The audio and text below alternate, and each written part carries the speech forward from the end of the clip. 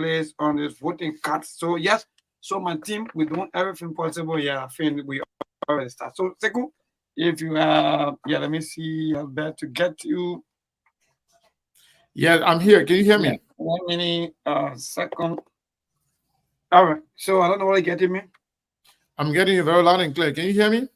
Yes, I'm getting you to also loud and clear. Thank you so All much. right. I want to say good morning, good afternoon, good evening, ladies and gentlemen. This is SKTV coming to you live from Phoenix, Arizona. My name is Sekou Kenneth. With me today is my colleague, Johnson Maybon Kula, who is making it possible from Liberia. Speaking of our Truth FM 96.1. So this morning, this evening, this afternoon, if you are listening to us, I want to say if you do not have a data to listen to us and you are in Liberia, please tune to Truth FM 96.1 on your radio, in your car, at home, in your Hatai shop, or wheresoever you are. Listen to SKTV. Today, we are privileged. Again, we are privileged to have a conversation with the vice standard bearer of the collaborating political party, commonly known as the CPP, in person of Councillor Cllr Brumskine. She is not going to be here right away. We will dive into the show. We'll have a conversation speaking about the pathway for the CPP, since in fact, she is a CPP vice standard bearer. But before she get here, we will discuss CPP and the pathway, the CPP and the way forward for the CPP.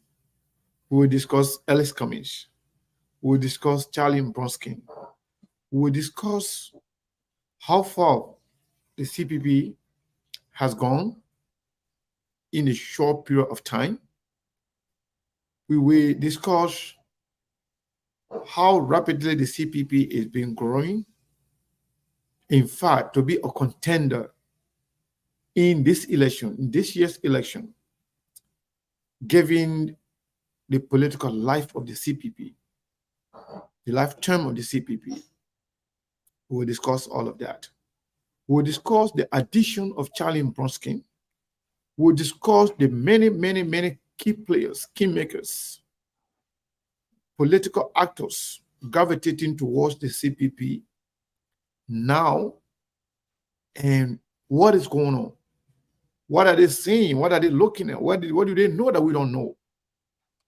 What is going on? Is Liberia really ready for change? What kind of change are we looking for? Is Cummings the one, the change agent? Or is Joseph Boakai the change agent? Do you want change, or do you want to maintain the status quo? Do you want to maintain what you have now, or do you really want to change in Liberia? Go ahead and share the show. Tell a friend, let her tell her friends. Share the show with your friend, let him share with your friends. Share the show in your group, share the show on your wall, share the show in everywhere, in every way, shape, or form that you can do to make sure that everybody is aware of this show today. As a matter of fact, we are live on SKTV, on SKTV Live, on Instagram, and we are also live on YouTube. If you have YouTube, just tap in SKTV. You will see us live. So we want to encourage all of you to share the show. All of you. It's important. In the meantime, before we go to Melbourne to greet our people, I will start by recognizing a few of you. And those of you who are listening to us on the radio, I'm not saying you. I don't know everyone looking at us, listening to us. However, we want to recognize you. We respect you. We appreciate you following and listening to SKTV. But for those of you that I'm seeing here, Toby Wilson want to say welcome to SKTV. Martina Way, welcome to SKTV. Lasana Drogba Sese, welcome to SKTV. Elizabeth Bowen, welcome to SKTV. Abel Wayne, welcome to SKTV. Yomotro Kranga, welcome to SKTV. Ernestine Bano, welcome to SKTV. Gobla Zo, Musa Sharif, welcome to SKTV. And Alfredi Bleedy, welcome to Alfred Bleedy, welcome to SKTV. Raj Doing, welcome to SKTV. Wanga Reed, welcome to SKTV.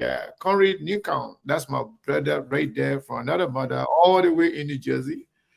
And he is also a stakeholder on the SKTV. Richmond Jita, welcome to SKTV. Ben Benzonga Kamara, I don't know if it was your birthday or your web birthday, but I saw the post and I said happy birthday. I think it was the birthday of the wifey. Want to say happy birthday to your wife. Shout out to her. Tell her from us at SKTV, we say happy birthday on behalf of me, Mabel, Steve, and all our behind the scene folks, even the chief himself, Mr. O'Neill Roberts, everybody say happy birthday to your wife. We love her. We appreciate you guys for following and doing everything with SKTV. I want to say welcome to SKTV Musa. I mean Fatima Kroma, that's my little brother from all the way Las Vegas, Nevada. My own brother here, Edwin Crow, welcome to SKTV. And again, if you haven't shared the show, please go ahead and share the show. It's important. Cllr Brumskine, she is outspoken, she's charismatic, she's knowledgeable, she's beautiful. She is a leader. She is a lawyer. She carries everything you think of. I know sometimes when I'm talking, some people can just look at me and say, well, why this guy talking like this? Because you know what? We are who we are. Sekou always going to be Sekou. Melbourne will always be Melbourne. We cannot be anybody else. No. That's why when it comes to SKTV, we are different. We don't hide behind our fingers. We speak to issue as we see fit. We look at the issue from the objective point of view and we present it to the Liberian people. Sometimes when it is in your favor, you are happy. You see SKTV as the best platform ever. But if it is the other way around, if you are at the receiving end of the negative part of it, you see us as the worst platform.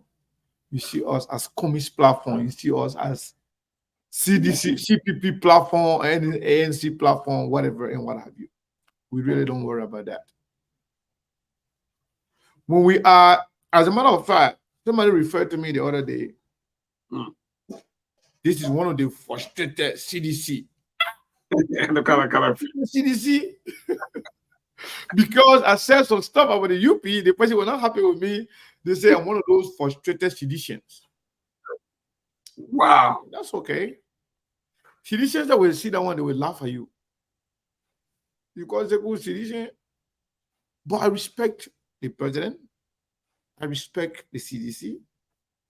Because people then that the CDC rejected say they're not good human beings, they're not fit in the society, are being recruited by Joseph Nima. So at least I respect the CDC for that. Because everybody that CDC rejected, their behavior, their attitude, they cannot be accepted in any civilized society, in any among good human beings. But again, UP can say anything. Somebody they can call and say, I'm a pros and I'm a one. What they can say about other people? You call me sedition, I'm happy. You call me ANC, CPP, Labour Day Party, I'm happy. So long you can call and say, how can I need? You call me any need, I will take it. But on a serious note, we talk about the pathway We talk about the pathway for the CPP. Sometimes we say people are going to be shocked, but it seems like those that are supposed to be shocked, those that are supposed to be surprised, are even aware of things that you may not know. We have found out that both United Party and the CDC, based on their own internal pollings, based on their own assessment and understanding of the dynamics of politics as it stands right now, they have seen that the CPP is making headway. They believe that if they sleep on the CPP, they will be setting themselves up for a rude awakening.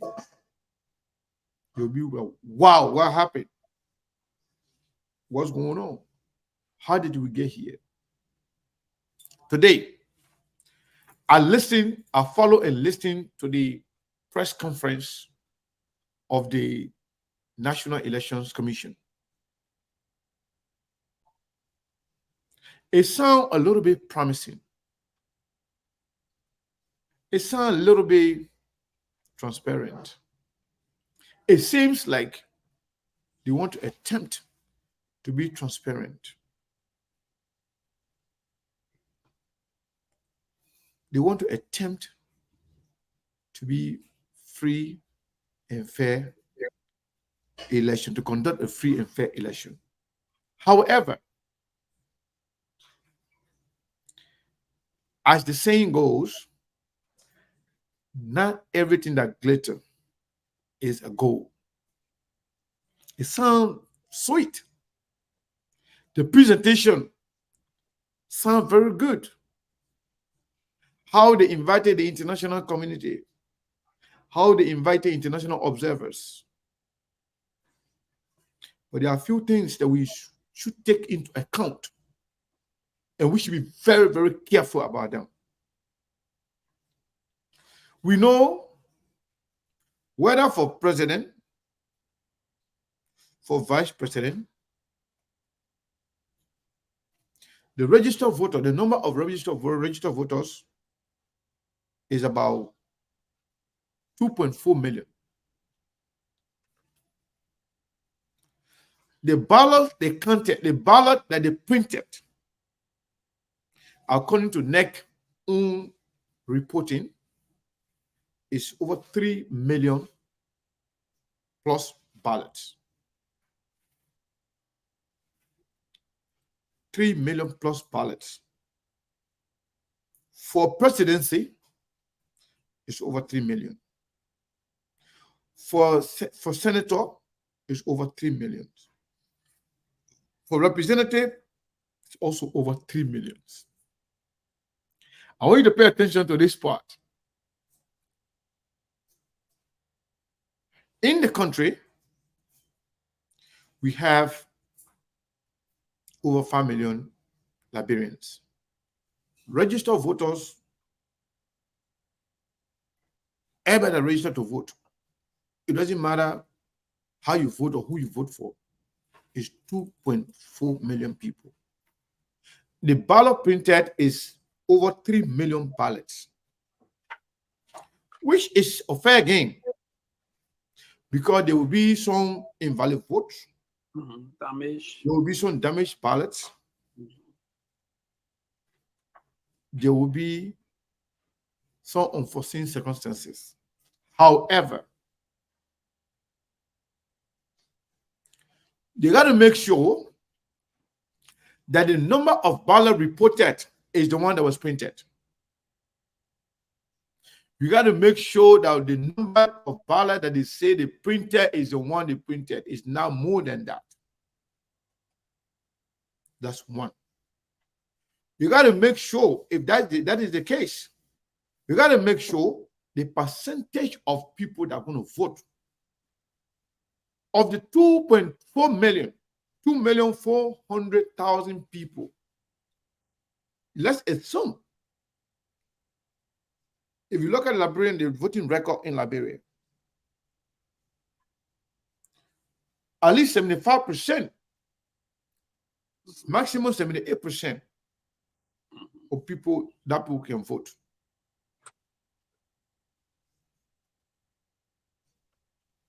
Assuming that we got at least 75% of registered voter voting, we will still go around a little bit over 2 million people. You get 3 million ballots.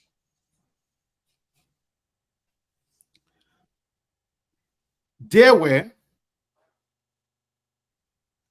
the people from the opposition should be vigilant to know exactly the number of ballots that is said that it was printed. That is the exact amount. Also, the amount of people that are going to vote, valid vote, invalid vote, the unused ballot, at the end of the day, everything should account to that amount that they announce. Maybe I hope you're following me.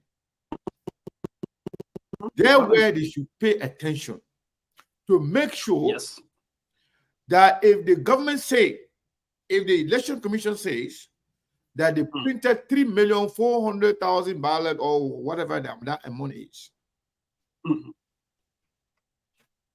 assuming let's put the whole vote at ballot at 3 million, for example. Then you have at least 2 million people voting. If 2 million people vote,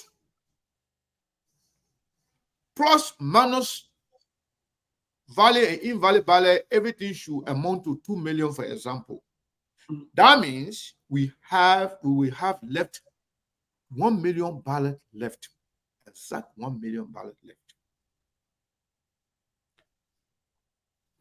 If you add that 1 million ballot to the total number of people that will vote or that will be voting, we'll get 3 million.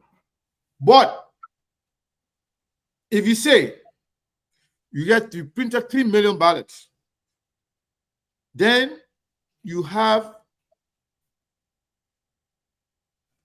2,200,000 people voting, and then you still have 1 million ballot left. We want to know where the other 2 million came from. 200,000. We want to know where the other 200,000 came from. I don't get it clear. You said when you say for example, you say you printed 3 million, exact 3 million, and the people that vote, the people that are voting, they amount to 2 million, which including valid or invalid ballot. 2 million exact. That means that only 1 million ballots will be left, right? But according to which one are you talking about? The president? No, because we have the three. I didn't give it an exact number. You just assuming but you can give it an exact number if you have it. All right. So for the presidential ballot, people will have 3,320,500 ballot papers. Okay, 3,300,000. Yeah, 3,300,000. Just listen to me now. When you say 3,300,000, then let's assume that 2.4, 3.3, right? We don't have 2.4, but that means we're not going to get 100%, voters. That's not good. That's not possible. That means it's not going to be 100% people voting. All the people that registered out, they're not going to vote. No. But assuming that from the 5% of those people that vote, at least let's give it at least 2 million votes. Yes. So out of that 2 million votes, that will include valid vote and invalid votes. 100%. So if you have 2 million valid and invalid votes, That means the ballot printer, as declared, we're going to have at least 1.3 million ballot left. Yes. So if there are no small ballot paper, right? So no, small ballot paper, whatever only that we're going to be counted on people that voted, unless somebody made mistake and they give you chance to go. Thank you, because sometimes that one, they will calculate all of that. But the bottom line is the total ballot that you're going to report, that people, the number of people that voted, the register vote, what is the register voter, with the percentage of people that voted, you put all of them together, all the number combined should not be more than 3.3 million ballots.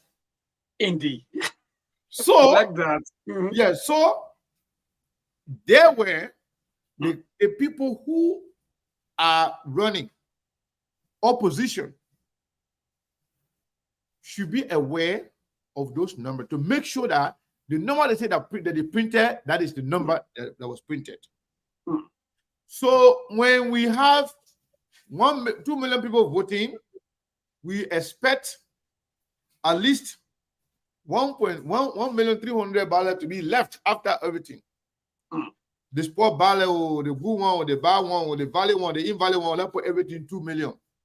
So that means we're still going to have 1.3 million ballot left. People. Yes. But if the election is conducted, then next report 2,200,000 ballots. That means at least 1.1 million ballots.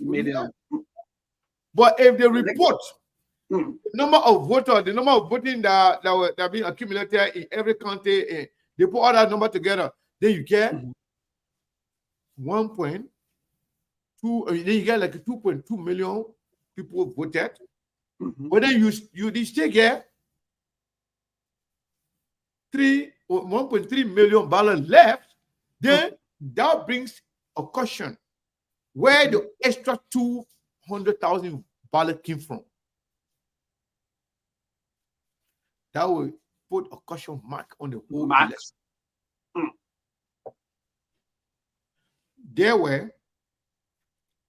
They said something that they have experts. There are experts from the international community, from ECOWAS, that will be working with NEC people to make sure the number that are going to be inserted in the system, that the whole world going to be seeing, will match the number that are going to be reported from the precincts of all the elections. We are following. I like the way you are breaking up. Yes. We are following. We are paying attention. Election violence, no election violence. Nobody should even worry about election violence if you believe the election is going to be free, fair, and transparent. That's the fair game. Nobody should worry about election being rigged or election not being rigged, or people have threatened post-election violence and the rest of it. If election is going to be free and fair and transparent, and those numbers are going to match, nobody should have reason to even doubt anything. However, if NEC wants to be taken seriously, let them make sure that the voter roll that the commissioner chair said today that they are working on, that they will be given to the opposition. Let them make sure that a voter roll is given to the people. Come out. At least they will have enough time to review it, to critique, to make sure they also share it with their people, with their observers, with their poll watchers, to make sure that the number matches, is the same number. Beyond that, something happened in local county election that shouldn't happen. From the start, of the result, when they were giving result from Lofa, they were giving result from polling center to polling center first. Mm-hmm. When people were putting all the polling center number together, Unity Party people were jubilating that it seems like they were winning. But after the first announcement, the last announcement before giving the final result, the next person did not give detail from polling center to polling center when it came to the election result from Kolahun, Masambolahun, Vahun, and the rest of the area, wherein the Unity Party never had poll watchers because they ate their own money. They run away. Somebody ran away with their money. They never had enough people to watch for them. The actual tally from those areas were not given individually. I'm just being honest here.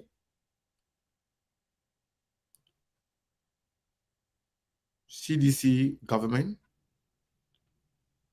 whether win or lose, they owe it to the Liberian people that they should guarantee election integrity. They should guarantee free and fair election. In fact, to be the government running the election, and at the same time running your mouth of first round winning, that was not smart on the part of the CDC. They are directly telling the people they want to cheat in the election. They are giving people reason to believe that they want to cheat in the election. They know it's not feasible. They know it's not probable. They know it's not possible. And our history dictates that no one party can win first round. And if this election is free, fair, and transparent, there will be no one party to win this election first round. That statement, that narrative, to be driven by the Liberian government, created the mindset that these people don't want to cheat. What is not possible? What is unlikely? Something that has no historical backing. For you to come out and make those kind of statements.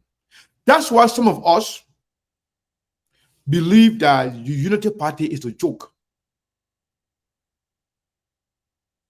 Some of us believe that Unity Party is not a serious party. For Unity Party people, knowing what we know as Liberians, knowing what we know as people who follow Liberian politics, for Unity Party to have followed CDC with a whole narrative of first round winning, then they want to come back in and make it look like, oh, CDC going to cheat. If they cheat, we'll see another country.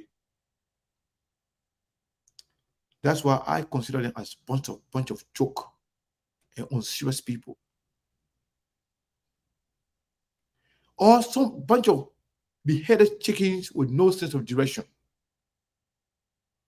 I'm not insulting anybody, but those who are making those statements to say you're going to win first round, but then the government in power can win first round. You can win first round.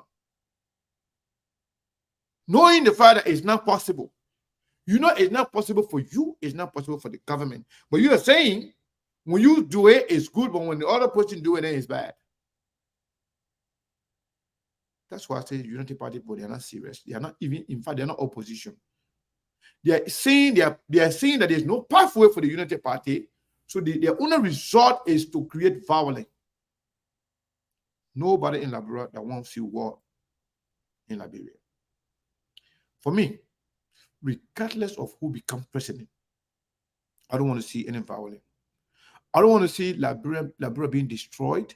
I don't want to see the country being wiped up off the map. Like Joseph Barker said, we will not have a country. First and foremost, whether it's United Party, whether it's CPP, whether it's ACO or Tiawan Gonglo Party or any other party you belong to, make sure you have enough resources to have your pool washer in all the pooling centers. 100%. Election is not cheap. If you broke, you're not supposed to be running for anything. If you do not have the manpower to be deployed, go ahead. You want to say something? Yeah, so to that, if you were to predict, because if you look at the voting precinct, we have 2,080, and the voting places is 5,890.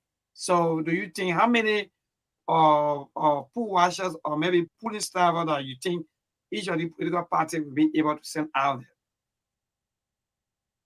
So, they can do their own math. They can do their own math as to how much they can afford. Some people will decide to carry at least 2 people in every polling center. Some people could carry more than that. Some people will carry only 1. That's why some form of unanimity is required. Some form of unity is required amongst all of them. So that when your pool washer leave to go and pee, the other person there to make sure they wash your back. Nothing funny happen. Your pool washer steps out. That's why, regardless of the political climate, regardless of who you support, make sure you keep your eyes on the ball, which is the election integrity.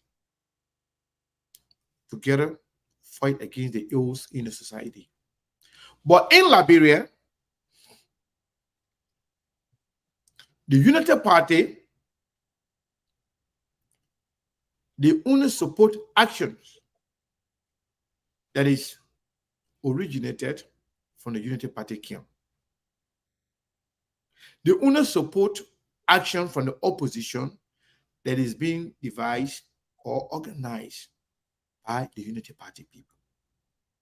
Because they want to be seen as the only alternative to the government.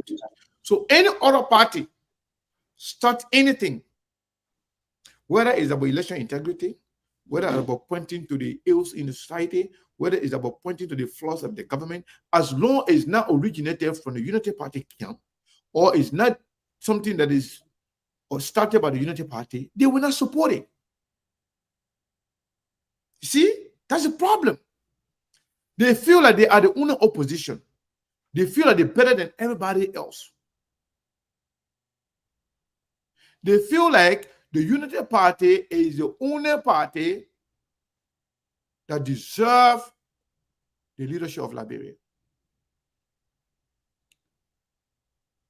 But then, if they start something, if they take action, they expect other political parties to follow and listen to them and support them. But they should not support anybody. They should not listen to anybody. They should not pay attention to anybody. Anything United Party say, that's the way of the Liberian people. If you disagree with United Party, you don't love Liberia. If you disagree with United Party, you don't like Liberia. If you don't support United Party, you are bad for Liberia. With that kind of mindset, every other party now also see the Unity Party as party of arrogance, party of selfish people, party of people that are self-centered, thinking that they know or better than everybody else. In fact, they think that they own Liberia, that everybody else is second the motion. Everybody should be second the motion. Anything you know, party say, yeah, I'll follow. But going to this election, Unity Party does not have the money. Unity Party does not have platform.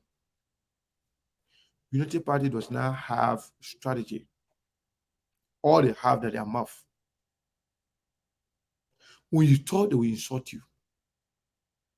They will never counter argue. To say, okay, you say we don't have this, here are things we have. You say Baka have no policy, here are the policies of Unity Party and Joseph Baka. You say Baka had no strategy, we have our strategy, these are the things we are doing.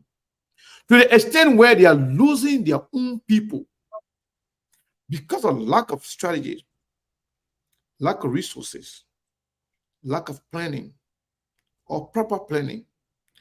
That's why Unity Party is losing right now in Lofa County.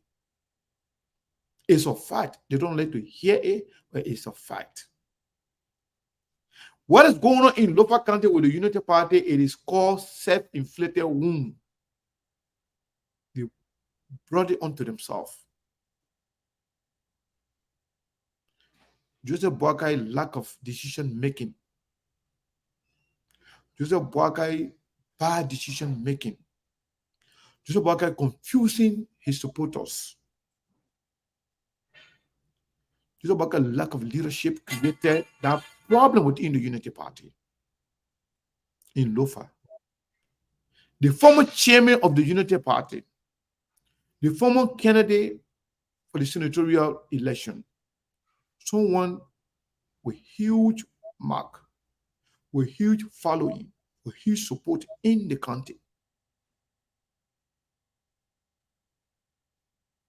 In person of Garba Kotima, who just ran in the by-election, who lost, whose memory is staying in the minds of the voters in Lofa. A lot of voters will vote for Garba Kotima regardless in Lofa. For Joseph Boakai to have shot him in the back or stabbed him in the back in order to satisfy Yombli Kanga, Lawrence, and Dillon by saying that, okay, Steve Zago is the candidate for the Unity Party in Lofa. It's one of the reasons that created a problem for Joseph Boakai in Lofa County. We are speaking to people.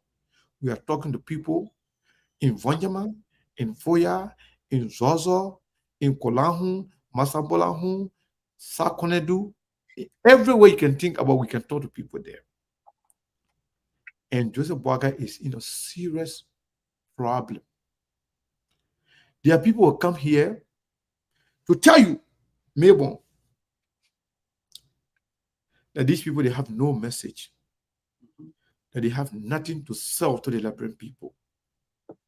When they come here, the first thing they do, they insult you.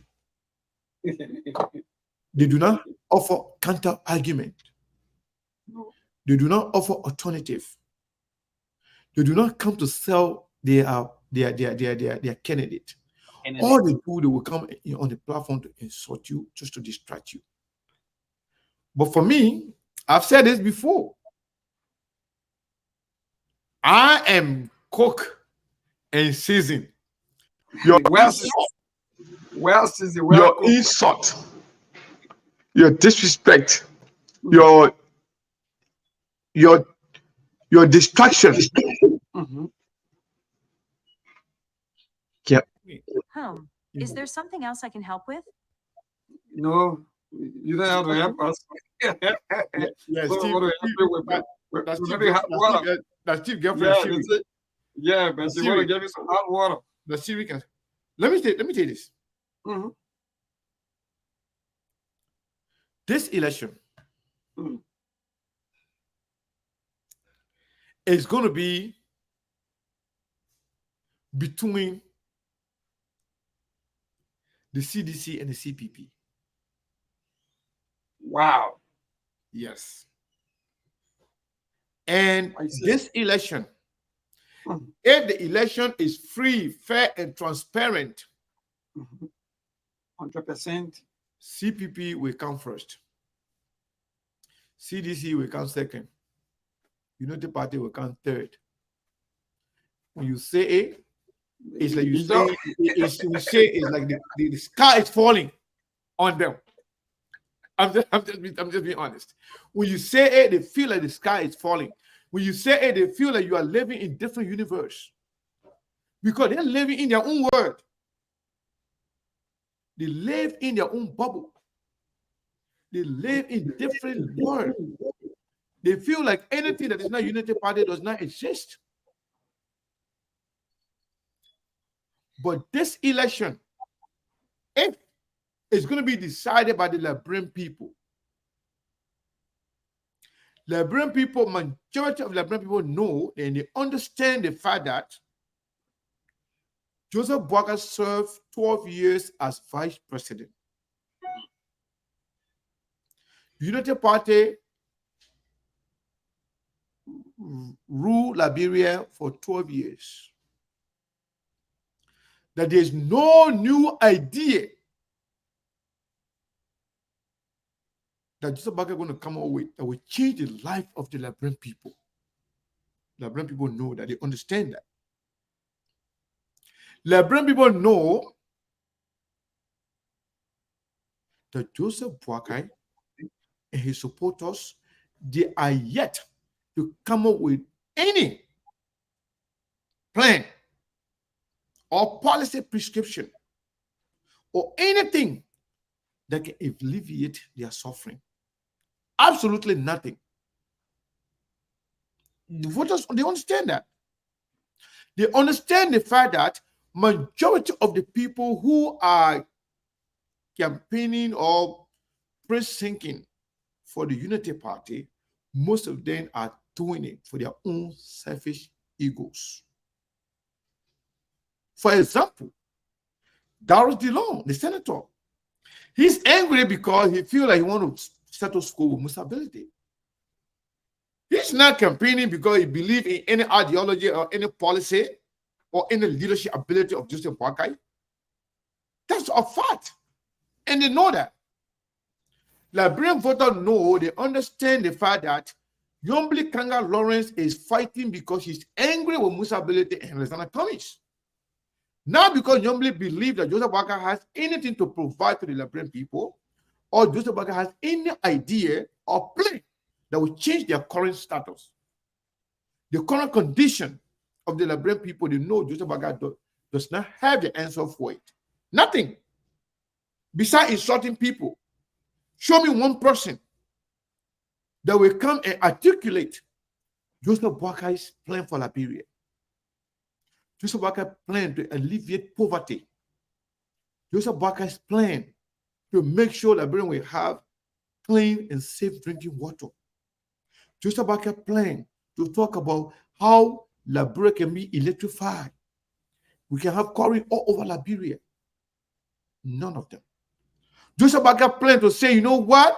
We will have security to make sure that Liberia will not look like a country in curfew, wherein people run to their houses around 5 p.m. to 6 p.m. There's no plan. They will never articulate, okay, yes, the man has X, Y, and Z plan, and in fact, these are his track record. Some of the things he's been doing in the past. Show me friends of Joseph Boakai. Show me friends, people that Joseph Boakai have worked with, that he consider his peers, in a simple term, he equal them. The people that Joseph Boakai equal with. Who are his friends?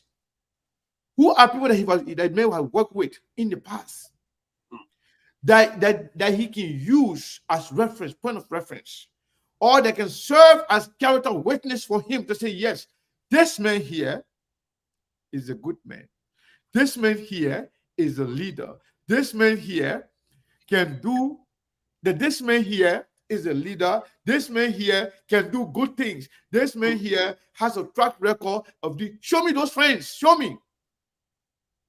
Can Ellen do it for him? No.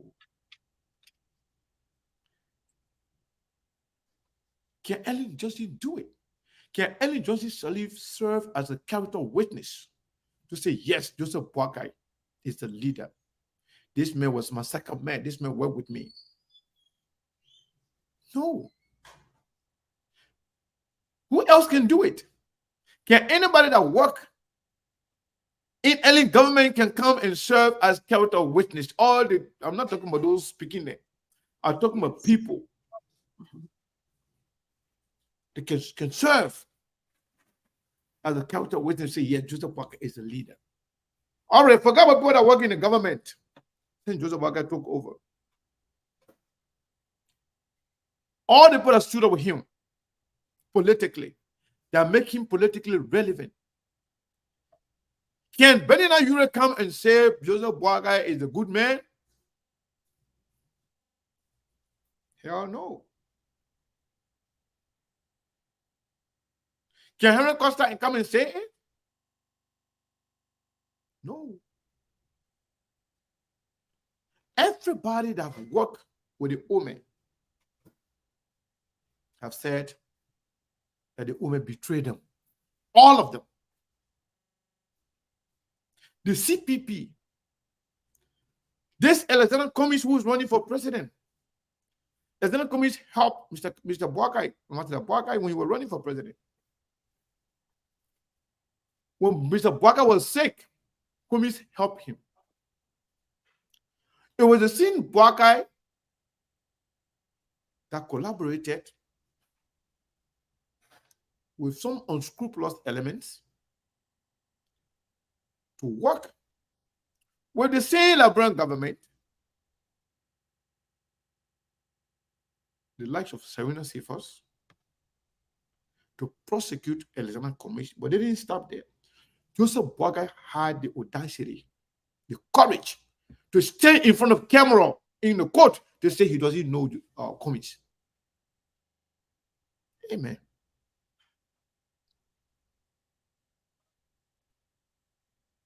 Liberia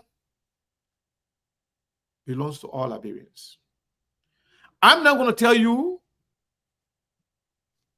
what to do in your life, but I can provide the facts to you. You can be your own judge. You make your own judgment, and you make your own decision based on facts. Let me tell you something.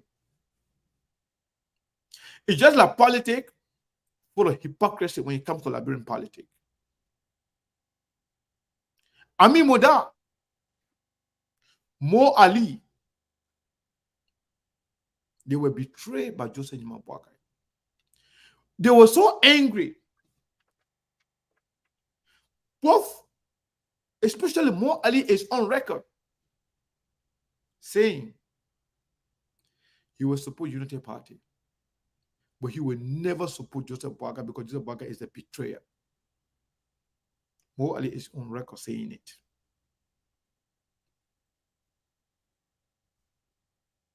He's not alone. Ami Moda stood up.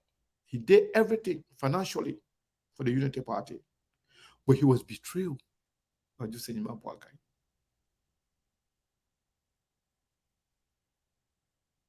You know, let me say this. We have few days to the election.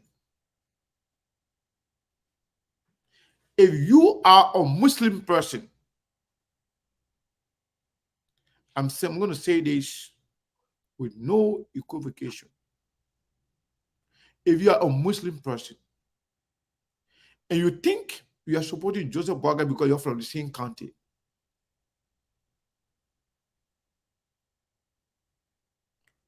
I want you to pay attention and think again. If you are supporting Joseph Boakai simply because you're from the same county, you ask yourself, What has Joseph Boakai done for Lofa County?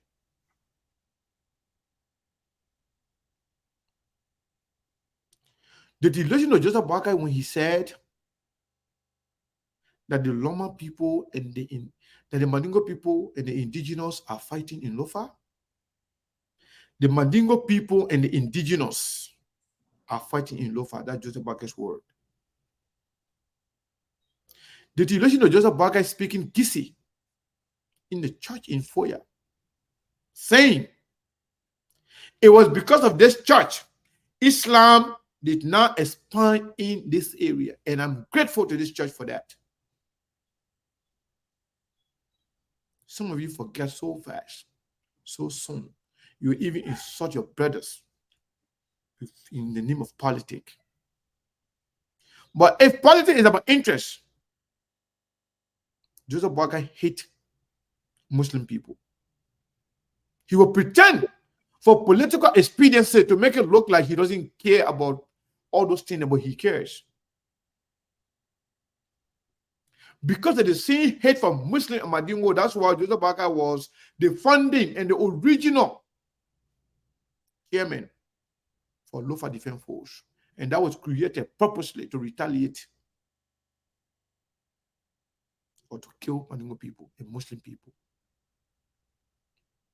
If you think Joseph Boakai is joking, if you want to deny it, go listen to his recent comment. When Joseph Boakai say, you will not have a country. That is what he's saying in public. Do you know what has been planned? Do we know? Do we know what are his reliance when he said, you will not have Liberia? You think that was just a vague statement? That is well calculated, well measured, and a threat against the sovereignty of Liberia.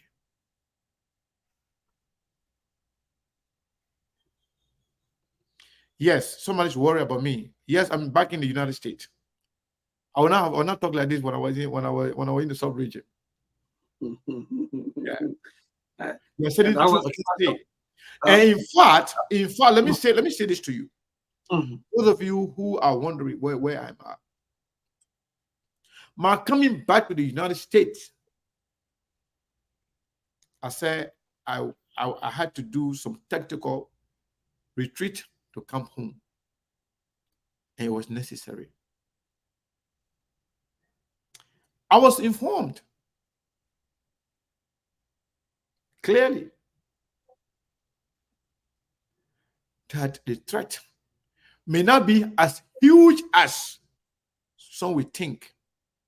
But yes, indeed, the threat does exist. I saw it. I felt it. But I'm a Liberian. I have friends. I have people. I've told you I have record of working with a lot of people. I work with security in Liberia for so many years. Look at me as a Mandingo person. I live in Liberia under Cllr government time through until Cllr left. I live there and I work there.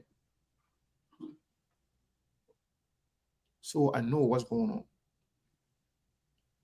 I know what is going on today in Liberia. When it comes to Liberia NSA, I know what's going on there. When it comes to Liberia, when it comes to we are executive mansion, I know what's going on there. Trust me.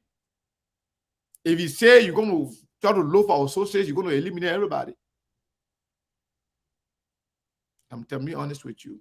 There are so many people that you're calling chief today. Some of the people that used to, respect some of us back then. I'm not a rebel, but I know security. I understand Liberian security. As a matter of fact, some of the hierarchies of the Liberian security. I'm a good friend with some of them.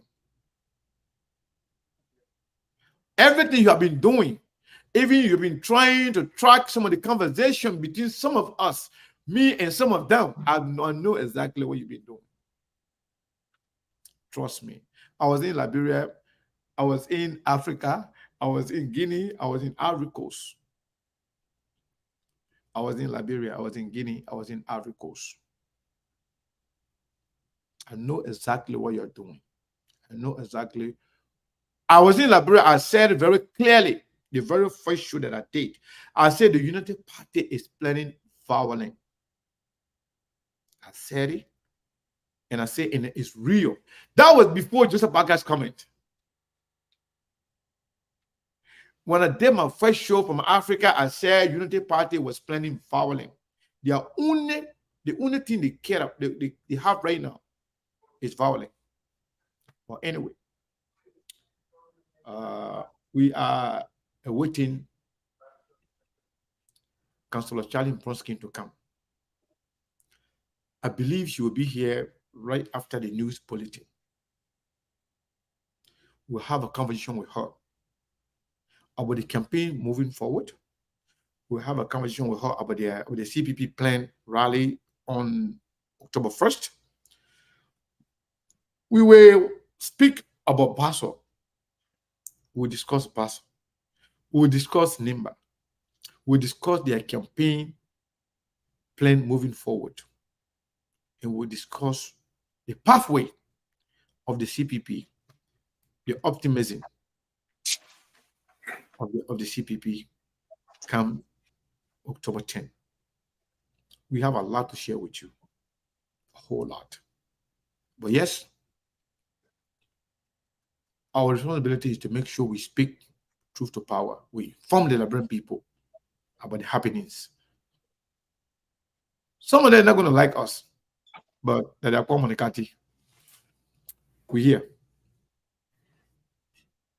All right, so we got to go for the news bulletin. Thanks to all of you. Thank you so much for following this broadcast. And we're going to be here up to 8 o'clock on tonight, but we're going for the news bulletin in a jiffy. So if you're there, yes, indeed, today is Tuesday, having to be the 26th of September. So this break, and we cross over to our news team for 15 minutes of news bulletin. Alexander come Bati. Zekwe, CPP, Zekwe. Collaborating political party, CPP Victory Rally is now set for Sunday, October 1 at the Antoinette Top 1 Stadium. Yes, it's fixed up day, Sunday, October 1 at the ATS. CPP partisans, supporters, sympathizers, and well-wishers are called to join the CPP standard bearer, Mr. Alexander B. Cummings, and Vice Standard Bearer, Councillor Cllr Brumskine, for the Victory Rally. So come out, all Liberians in your CPP colors, to celebrate the long-awaited victory. It's the pre-celebration of the very first of new Liberia. Be a part of this historic victory rally. Yes, it's Victory Day on Sunday, October 1st at the Antoinette Top 1 Stadium, starting at 2 p.m. It's CPP all the way.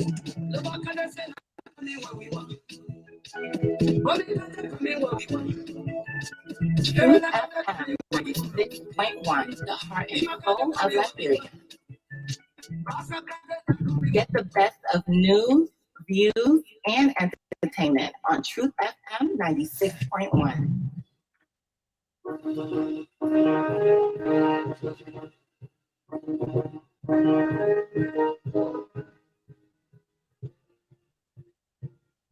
Seventeen years ago, a news center was birthed, charged to collect balanced, credible, and accurate news and information. A tax tested and proven to be a world-class example of news presentation where truths are told. We lead by example and others follow.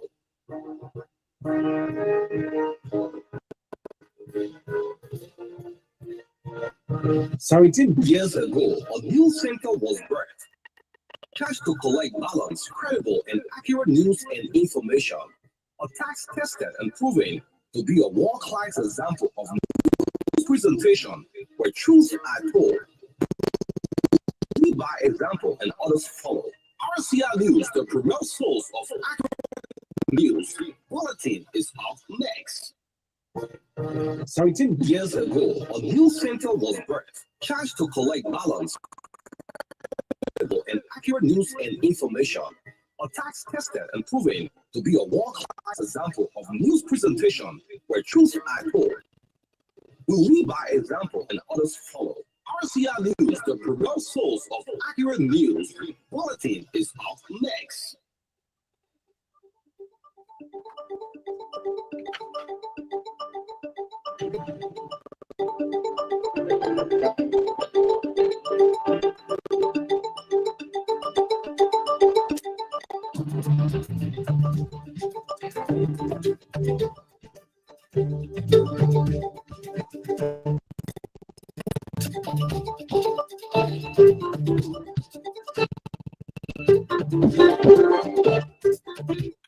A pleasant good evening and welcome to our bulletin at 7 first. The headlines. President George Weah, the standard bearer of the Coalition for Democratic Change, bragged about his record of appointing the daughters of Lofa. His government, despite the fact he did not get huge support in 2017. Liberia Anti-Corruption Commission, in collaboration with the International Security Network, Interpol, has begun a 5-day training for investigators in Liberia. Prince City Corporation reacts to claim by beneficiaries of the temporary employment for community youth that they have been carrying out sanitation work across the city of Painesville. And in foreign news, 8 people have been electrocuted after gale force winds and heavy rainfall South Africa's Western Cape province. Those were the headlines. Now the news in detail. President George Weah, the standard bearer of the Coalition for Democratic Change, has bragged about his record of appointing most sons and daughters of Lofa in his government. But the fight, he did not get huge support in 2017. Compared with others in the presidential race, the city political leader told Lufins that he is the best among them, someone with the heart and compassion to develop the country. President Weah equally spoke of the importance of re-electing him so as to enable him to continue on the road and other development projects. Addressing citizens of Salayid and Zoso at a political rally, the Liberian president thanked the people of Lofa County for the support rendered him. Then, which he said summed up the total votes received nationwide to become president. He informed Lofians that he had already secured the funds through the government of the United Arab Emirates and Qatar to continue the next phase of the rule. President George Weah at the same time described the opposition rescue team as a resting team. According to him, the former ruling Unity Party did nothing in the 12 years as such. They are resting and should be resting after his next 6 years. At the same time, the CDC flag bearer urged Lofians to support Moses Collins and to a bid in order to continue development funding. And that's for them. In a brief statement, the CDC Central candidate in Lofa County, Moses Collins, stressed that the people of Lofa have now seen the light of development.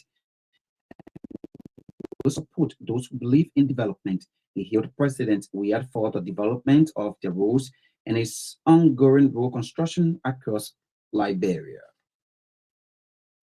The Liberia Anti-Corruption Commission, in collaboration with the International Security Network, Interpol, has begun a 5-day training for investigators in Liberia. The training, which began on Tuesday, will focus on criminal investigation of transnational crimes, introduction to Interpol notice, access recovery through cross-border for officers of the LCC, Liberia Revenue Authority, Central Bank of Liberia, Liberia National Police, and the Ministry of Justice. Other areas of focus include introduction to money laundering, use of intelligence and investigative techniques in combating corruption, financial investigation, sources of information in money laundering, among others. Speaking at the start, Speaking at the official opening of the symposium Tuesday in Monrovia, the newly confirmed chairperson of the Liberian Anti-Corruption Commission, Alexandra Zoe, expressed gratitude for the continuous support of the Interpol aimed at reducing financial fraud and illicit financial flow. I'm so bragged that under her leadership, the LCC will continue to collaborate with key institutions to ensure that the institution is vibrant in criminal investigation. The new LCC chair further stated that given the passage of the new act which gave the Commission the power to prosecute, the LCC will be robust in discharging its duties by ensuring that the perpetrators are brought to justice. At the same time, Councillor Alexandra Zoe has disclosed there will be compensation for whistleblower and also vowed to provide protection for witnesses.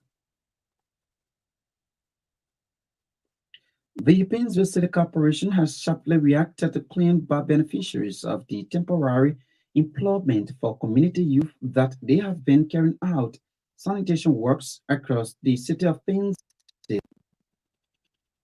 The TC workers were seen protesting at State Radio on Tuesday, where Finance Minister Samuel Tuat had gone for an interview, claiming that they have not been paid for the past 3 months for sanitation works, especially garbage collection across Painesville. The temporary employment for community youth is said to be a program under the Ministry of Youth and Sports. But reacting to the claim, the public relations officer of the Painesville City Corporation, Jeremiah Dejan, said the PCC is not aware of any group carrying out clean-up activities in Painesville besides the sanitation department of the city corporation. Dejan said the Painesville City Corporation has been consistently engaged with the collection of garbage across the city, accusing the group of impersonating by taking photographs of the PCC work and posting on Facebook. Dejan spoke to reporters during a major cleanup exercise by the Painesville City Corporation on the GSA Road in Painesville. The management of the Rabas International Airport has begun effort to standardize navigational equipment at the airport 1 year after being declared unsafe for landing purpose. The improvement is being done by a team of aviation engineers from Dakar, Senegal, upon the request of the Liberian government. According to the acting deputy manager for technical services at the RIA, Akwe Souji, the work, when completed, will help boost operations at the RIA in terms of attracting bigger than other international flights. He said the body that controls aviation sector globally, ICAO, informed aircraft around the world not to use equipment at the RIA for landing purposes because they were not recalibrated, thus scaring away major flights from the country. With the ongoing improvements, the aviation sector is about to experience a major boost as bigger flights will be allowed to land in the country, thereby boosting revenue generation at the airport. A two-day national rights symposium has kicked off in the country. The symposium is organized by the Ministry of Agriculture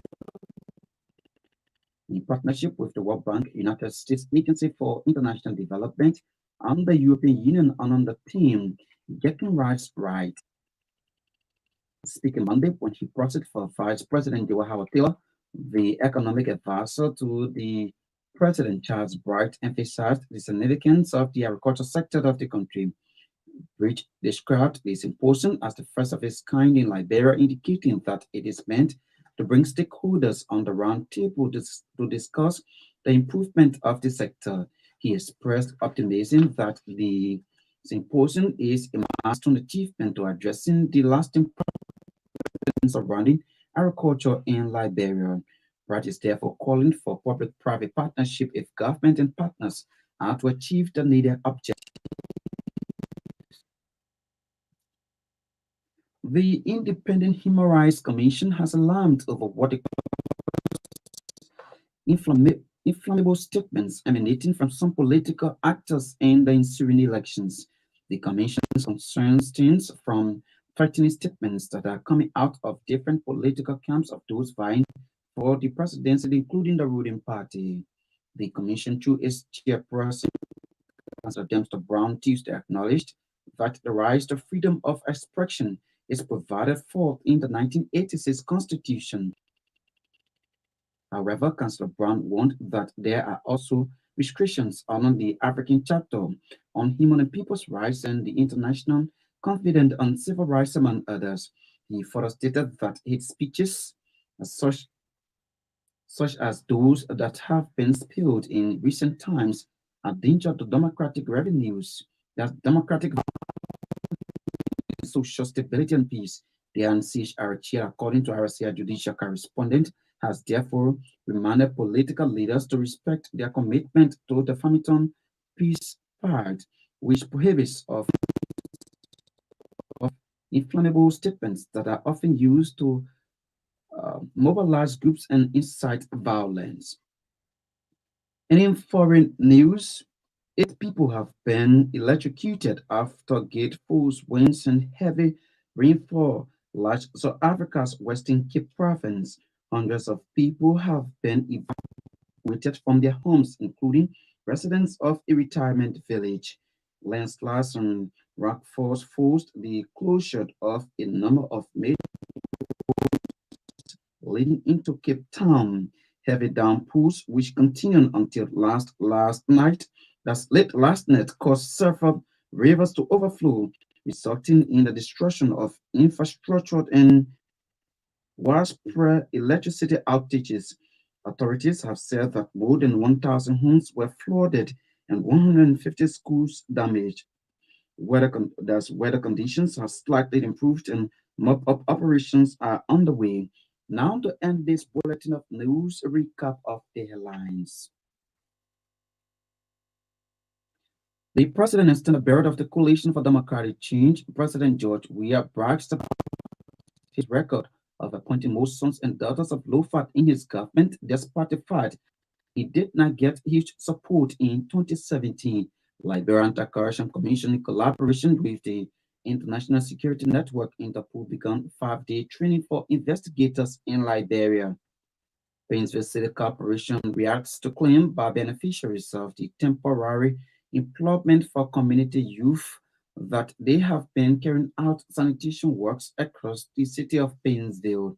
And in foreign development, 8 people have been electrocuted after gate falls, winds and heavy rainfall slashed Western Cape province. That's RC News Bulletin at 7. My name is Hanson Decker. Good evening.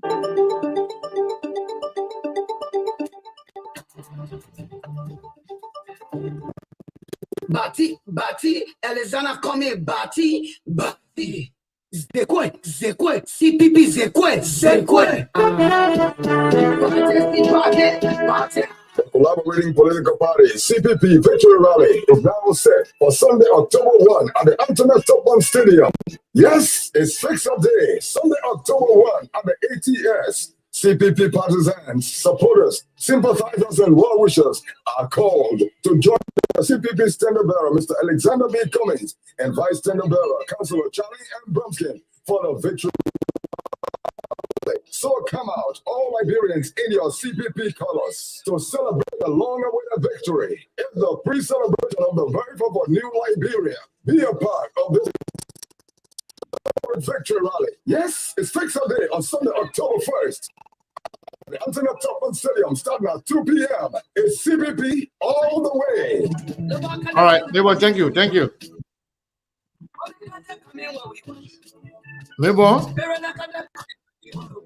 Neighbor, can you hear me? The guest is already here, so I don't want us to waste no time. Go ahead and turn that music off so we can start the conversation right away. Melbourne, can you hear me? Melbourne, can you hear me? Turn the music off. We are listening to music. We're not hearing you no more. You are muted. You good? You have to unmute yourself. But the music we're playing. Yeah. Coming from Steve's side. What's going on? Because you see Steve now, then you just confused? You turning your own microphone off? I don't even know what going on, but Anyway, before we went for the break, I told you guys that the Vice Tenor Bureau, Councillor Cllr Brumskine, going to be here right after the news bulletin, and the woman know the law. So by the time we say 7:15 exact, she was here. Now we wouldn't be able to waste our time. we meeting himself and the rest of it. But indeed, Steve Bullis, the lady here, she's too powerful. When I say Steve was at work, when she saw that Charlie coming on, she said, "Oh, is the VSB coming on? I have to come on." I said, "Okay, come on, we're here." Cool. See, everybody here waiting for Charlie. You see, Steve, Charlie, she's giving you a thumbs up for that, for showing up for her. So maybe we will begin the conversation right away. In fact, before I went on a break, I was talking about something that one is not. It has nothing to do with Charlie, with the vice presidential candidate for CPP. I was telling our people that Joseph Boagai does not let Muslim people. That one, I'm not telling business. When you leave, we'll talk about that one because I brought the video. I have the video inserted wherein Joseph Boagai speaking in Kisi in Foya. He's telling the people that say this church here is one of the reasons why Islam did not spread in this area, and you respect the church, you thank the church for doing that. That it meant that you're supposed to be president. So that one part is a different topic altogether, and I'm not going to ask Charlie anything about that. That's not her area. But yes, we're the one that's going to make sure we talk about that with our delivering people, especially those people from the Muslim background. You can let Baka all you want because you're from the same country, but somebody who will show clear display of disdain and hate for your religion, that one is something else. We'll talk about that later on. But again, we'll not waste no time. Let's bring Charlie on. How you doing, Cllr Brumskine? How are you? Yeah, muted. Let me see here. Can you imagine? Good afternoon to you. Good evening to Liberians in Liberia. Maybe step in music. They were literally already here, man. Take the music off. Maybe step in the jingle. Sunday, October 1. Maybe turn it off, please. CPP partisans, supporters, sympathizers, and well-wishers are called. Maybe we turn it off. Invite Councillor Charlie and Brumskine for the victory. So come on, turn it off. Stop dancing. Turn it off. CPP, turn it off. Okay, they want to celebrate. CPP is now set for Sunday, October 1 at the Antoinette Topman Stadium. Yes, it's fixed-up day. Sunday, October 1 at the ATS. CPP partisans, supporters, sympathizers, and well-wishers are called to join the CPP standard bearer, Mr. Alexander B. Cummings, and Vice Standard Bearer, Councillor turn it off for the victory rally. So come out, all Liberians in your CPP colors to celebrate the Lord victory. Turn it off. Turn it off. The new Liberia. Can you hear me now? Yes, I'm getting you. The so you were doing that on purpose? You know, we do not have enough time. The Vice Senator came on. She's only going to be here maybe like 45 minutes or 40 minutes. The little time I have, want to make good use of it. They just there playing music. You hearing me? Okay. Stop it and please turn it off, please. So yeah, go ahead, Councillor. Welcome back to SKTV. Thank you. Always a pleasure to be here. Good evening, good afternoon. Hello to everyone. All right. So we have maybe about how many more days? 13 more days? Or 14 more days? 14 more days to the election. 14. Okay, 14 more days to the election. How confident are you leading to the election? You think January we're going to be inaugurating Councillor Cllr Brumskine and President Alexander Komish? That is left for the people to decide. Okay. What we have to do, Mm-hmm. our responsibility was to get the message out, the message of real change. And we have done it. I have gone to as many villages, homes, churches, mosques as I could humanly possibly do. So now we leave it with our people to decide what they want. But I can tell you, the message is resonating, it's resounding. The people want change. We just have to make sure that we are the option that they decide. So what is your confidence level based on what you have done? Sehu, you know, I'm a very practical politician. I have been in, this is not, Labrimpo must remember, you two must remember, this is not my first time in politics, you know. 2016, 2017, I played a very critical role in the Bote Party. So I know that elections are unpredictable everywhere, particularly in Africa, where we do not have, in Liberia, we don't have empirical data. My family and I were talking the other day, my fiance and my team, the VSB's office, were talking about polling. We were saying how I forget which year, but when Trump went against Hillary Clinton, how the polls were resounding that Clinton was going to win. And many woke up to a Trump election. So we don't have the empirical data. But what I feel from anecdotal data, I know that Liberians want change. I have to be quite honest with you. Initially, I thought it would be us and CDC in the second round. That's not what I'm seeing anymore. I think it may be us and Unity Party. CDC, can you imagine? Like, I'm in that family talking, or that family we're talking. I always saw CDC. CDC is not doing well. They're not doing well. I'm not just in Monrovia or Buchanan. I'm in the hinterlands. I'm in the interior parts of our country. The poverty level is at a screechingly alarming rate.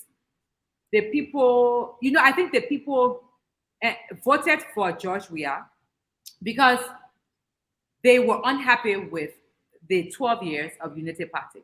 And I think they believed that he could do something different. Nobody voted for Weah on his platform. Nobody voted for Weah on his policies or ideas. People voted for Weah because they liked him and because they thought he was one of them. He was their own. He would change the country. So they are extremely disappointed in what's happened with the CDC government. So the referendum against CDC, it is higher than what we thought. I want to be very honest. I'm not here to make Unity Party seem like they're great, but what we're seeing on ground, it might be us and UP. It will be a referendum against the ruling administration. That's my prediction. So based on that prediction, where will you put CPP in that bracket? Will you predict it could be you and the UP? So will CPP come first or UP come first in your own prediction, based on what you're saying? I do not know. What I do know is that the Unity Party structure, this is no surprise to anyone. UP was in governance for 12 years. The Unity Party has been in existence since the 80s. So the UP has established structures throughout the country. The Unity Party is relying and riding on much of EJS's structure she put in place. So they're extremely popular. People know Unity Party. People know Joe Bucka, whether it's infamously or famously. They know, him. So there's structures in place. We are a relatively new party. Mr. Cummings came into Liberian politics 2017 for the first time. I am a first-time candidate. Liberty Party has been in existence for years, but we know that Cllr Brumskine, my father, is not here. So if you see what the CPP has done compared to the length of time UP has been in existence, I think we win the gold medal. In fact, we win the platinum. If you compare the strides CPP has made, Mr. Cummings and Councillor Brumskine, not the late, have made compared to somebody like a Ambassador Boyka, who has been in politics for over 20-something years. Unity Party has been in existence. We have far surpassed anything Unity Party has done. We will see now, once we cross the finish line, what happens. What I do know is that if we go second round to UP, we will win hands down. Okay. So given I'm not sure if you are confident enough with the CPP, but you cannot safely say that CPP can come first with the UP. And no, so you think anybody can go first? It could be UP or CPP. I think y'all want me to give you a prediction that doesn't exist. Keep in mind now, not only am I a lawyer, but no. Give a prediction based on your confidence level. That's fine. Confidence level has nothing to do with politics. Okay. Confidence level and you're asking me to give you a prediction, right? I can sit here and say we're going, but it has to be based on some empirical data. We don't have empirical data. Anecdotal, which means when I go in the communities, when I go in the districts, we are hearing people want change. Our message is resonating and resounding with the people. I am not going to say to you, we will win in the first round. I would never, that thing where CDC and UP been doing first round victory, it's not true. Nobody believe that thing is not true. But sure, what I can say I agree with that. Is that we're working hard. Everywhere we go, we're received great. And I've said to you, I do not believe CDC is going to go in the runoff because the people do not, the message is clear. They want change. I think that what CPP will do in the next 2 weeks, including our rally, our October 1st rally, will determine a lot. I feel confident that we're going to go in the second round. I don't know which place we'll take going into the second round, but I do feel confident we'll go. All right. Before I'm going to ask you this question, then we'll go to Steve. Cllr Brumskine, he from Grand Bassa County, and many people are saying the addition of Cllr on the communist ticket, on the CPP ticket, could deliver Grand Bassa or the Bassa belt to the CPP. And how far is that work? And do you see the possibility? Is that feasible? Is it possible that CPP will carry the Bassa belt in Grand Bassa County? I want everyone listening to know that I'm not trying to praise myself, but I'm the hardest working woman in politics. Okay. I heard that too. I am the hardest working woman. When people see me, people think I've gotten to where I've gotten because of my father, because of whatever reason. But God first, nobody works harder than me. My law firm is booming because I do sleepless nights. I work hard for my clients. I do the Supreme Court bar exam because I study hard. I am working in Bassa the way I think nobody now work in Bassa before. your people, your CPP people, y'all gave me less than 4 months to turn over Bassa. Let me explain something to y'all. My father has not been in Bassa politics since 2018.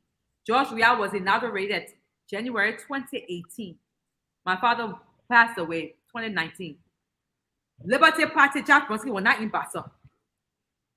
Bassa had actually, I wanted to hear this here. Let me break it down for you. Bassa had actually tilted a little bit towards CDC, surprisingly.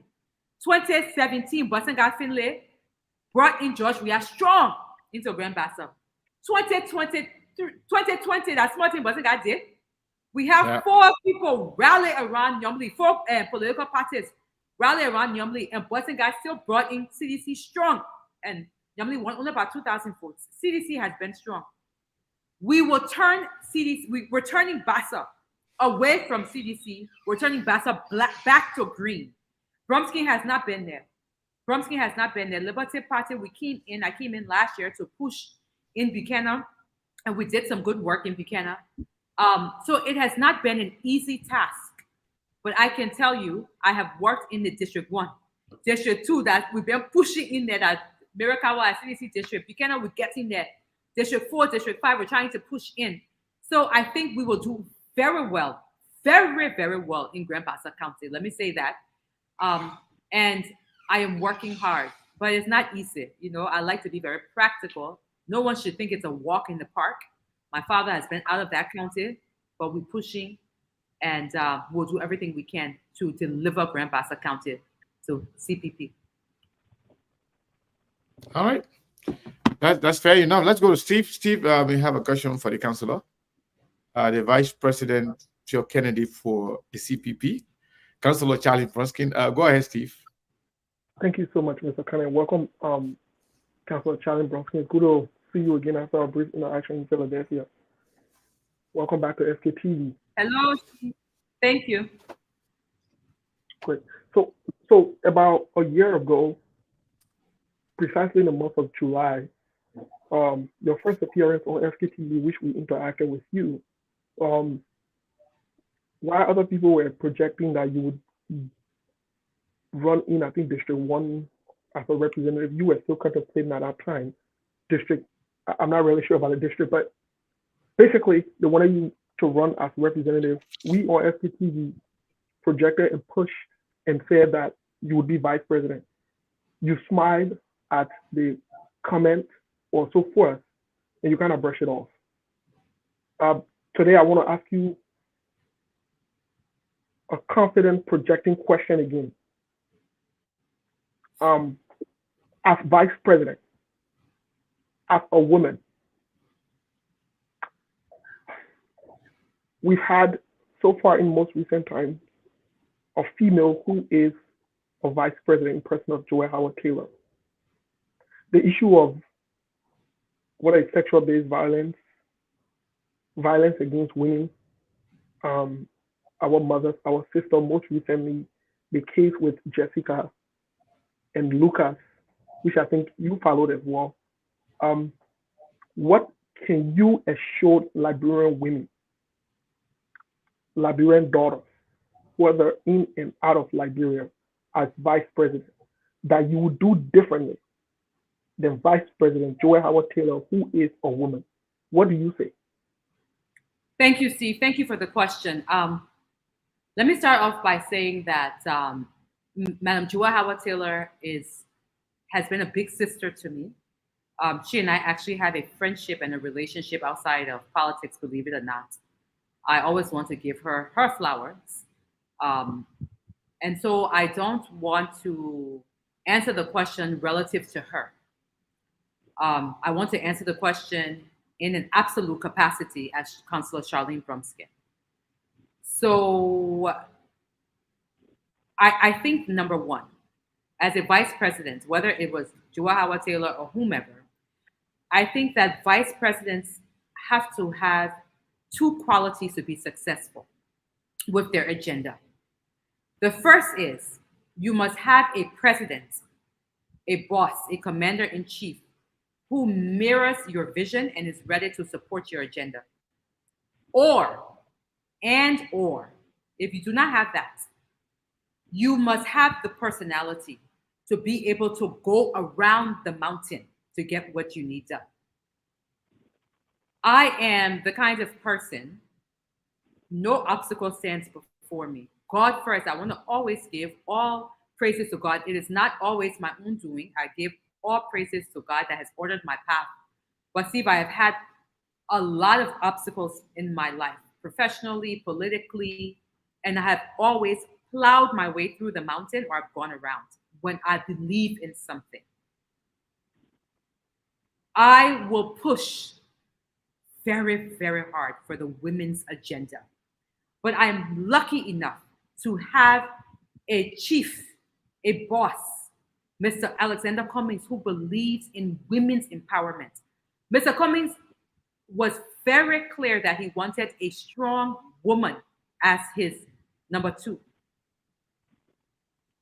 Mr. Cummings and I have been on calls, conference calls, Zoom calls, where people have referred to him as Mr. Cummings and have referred to me as Charlene. And he will stop the call and say, please refer to her as Cllr Brumskine or the Vice Senator Bearer, and go into the importance of women being respected in the political space. He's done that on more than one occasion, which I think speaks volumes to his sincerity about women empowerment, women equality, and parity with women. That being said, one of my top agendas relates to the economy. At the end of the day, if women are not financially empowered, it's all the thing we're talking if for nothing, it's for naught. Mr. Cummings and myself were going to be presenting within the first 100 days of our administration this 20 million USD fund for women and youth entrepreneurs. We must first start by supporting women from in the most fundamental ways, which is through economic empowerment. My second push for women will be through political participation. As the president of the Senate, I want to make sure that the new election law, the provision that speaks to the quota for women, 30%, which at this time is nominal, we've been pushing for 30% for years now, that law passes. If Cllr Brumskine is the vice president of Liberia, but we don't have enough women in the legislature to make policies that impact women, my hands will be tied. Let me just be very frank and limited. I will be given a budget to do certain things to work from my office, but we need laws and we need policies to truly have women at the table. So I want to make sure that we push the female legislative and political agenda. We know what Sierra Leone, our sister country, has done in the past year. They have passed a law to provide the 30% quota for women in the parliament, in the legislature. But Sierra Leone has gone even further to ensure that 30% of appointed officials are women. It's something that I will push Mr. Cummings to do. Sierra Leone has even, now I need to do more research to find out how they were able to implement this, but passed law that says 30% of women who govern, of positions in the private sector at the highest level should be for women. Now, I don't know how you really legislate and govern private sector, so I'm doing some research on that. But those will be things that I intend to do to ensure that women in Liberia are empowered. So I want to say one thing in closing. I want the Liberian women who are listening to me to know, I always say this, there's nothing special about Cllr Brumskine. Nothing special. My grandmother, I always say this, on my mom's side, did not graduate from high school. She had my mom when she was 14 years old. My grandma used to clean people commode, people bathroom. My grandma was a maid. She was a nurse before she got a job at the port. My grandma on my far side never finished high school. She used to sell shortbread. My grandfather on my far side, Cllr Brumskine, never graduated from college, but they call him poor man lawyer. I am no different from any Liberian woman. The only thing, God bless me, that when Cllr Brumskine met his wife, they both decided to work hard to afford me a good education. Because of those opportunities, it is my responsibility to make sure that every woman who looks like me, who comes from a single parent, who comes from Grand Bassa County, for instance, who is divorced, who has been a single mother, all of these things that I have gone through, that I give the opportunity to women to follow behind me, to open the door, to bring them in, to pull out the table, to fight for them. I intend to do that. So I know that's a long way to answer your question, but I assure you, we will fight for women to have a seat at the table because it benefits our country, not just the women. Okay. Well, again, my questions will be directly in the context of Cllr Brumskine as vice president. Vice President Cllr Brumskine, most recently and over the past maybe years or before, we've seen this issue of fire in the country and the buildings. I've experienced it as well. When I was in Liberia, most recently, I'm not going to call the year or the year. One of my concerns was the way in which our homes are built. in Liberia, such as we get a gate, then we can lock ourselves inside the prisoners. We got to, but when I was growing up in Liberia, we didn't have that. We didn't have all those measures where you got gates, even to the window, they got iron gate in there or. And some people say it's to prevent the rogues or the thieves or whatever it is. Here's my question to you. Over the years, we've seen other governments struggle with fire services and things. As vice president, I don't want to compare you with any other vice president because we know for a fact that other vice presidents claim that they negotiated fire services and other things. That's a side point. What do we do? Because most recently, family lost their children out of the outbreak of fire. What do we do to address this issue so that we can save lives in Liberia? Because I've seen people camping on ambulances, simple things like ambulances. I've seen people camping on fire trucks and other things. These little things that in America we take to be small things. What do we do having a Cllr Brumskine as vice president? What do you do to address these things? Okay, so thank you, Steve. Let me first start off by saying that Mr. Cummings and I visited the family today. There was a family in the Caldwell area that lost 5 people. So we were at their home today. Very, very sad tragedy. They took my family, and 2 little boys survived. Young, adorable little boys, looked like they were 10, 11, 12 years old, 2 of them. And I called them specifically to come over to me and I prayed with them. I told them, I said, look, you have a great destiny for God to keep you. That means that, you have angels watching over you. Because, the trauma that those boys will have to deal with for the next couple of years and months and years, because we don't have many mental health, professionals here in Liberia, will be tremendous. But I just want you to know that Mr. Cummings and I did visit the family. The issue of fire is not one that or fire safety is not one that I can answer in a policy response. Let me tell you why. There are so many reasons. There are so many factors that contribute to fires. So one of the things we try to find out what caused the fire, they don't know. Fires are happening all over by faulty wiring, generator. There have been, what happened a couple of years ago, there was a Muslim, I forget the school, but where all of these young Muslim children died because they could not get out. So that speaks to, as you say, construction of the building. But there's so many, things that come into play that cannot be answered. I don't have an answer to say this is what we're going to do to protect people. Because number one, you cannot legislate how someone can protect their home. I mean, of course, the Ministry of Public Works should have certain guidelines and rules to how buildings should be built. But it doesn't just speak to construction of your home. It speaks to issues of security. It speaks to ensuring that our fire department is properly resourced and budgetary allotment goes to the fire department. So there's so many issues that it speaks to. So it would be disingenuous for me to try to sum it up into one. There are a lot of problems that we are having with fire in the country. I mean, it's layered, it's leveled, because when you even talk about most of these things are caused by electrical wiring and faulty, and it even speaks to capacity building and training. It's something that Mr. Cummings has talked about a lot with vocational training.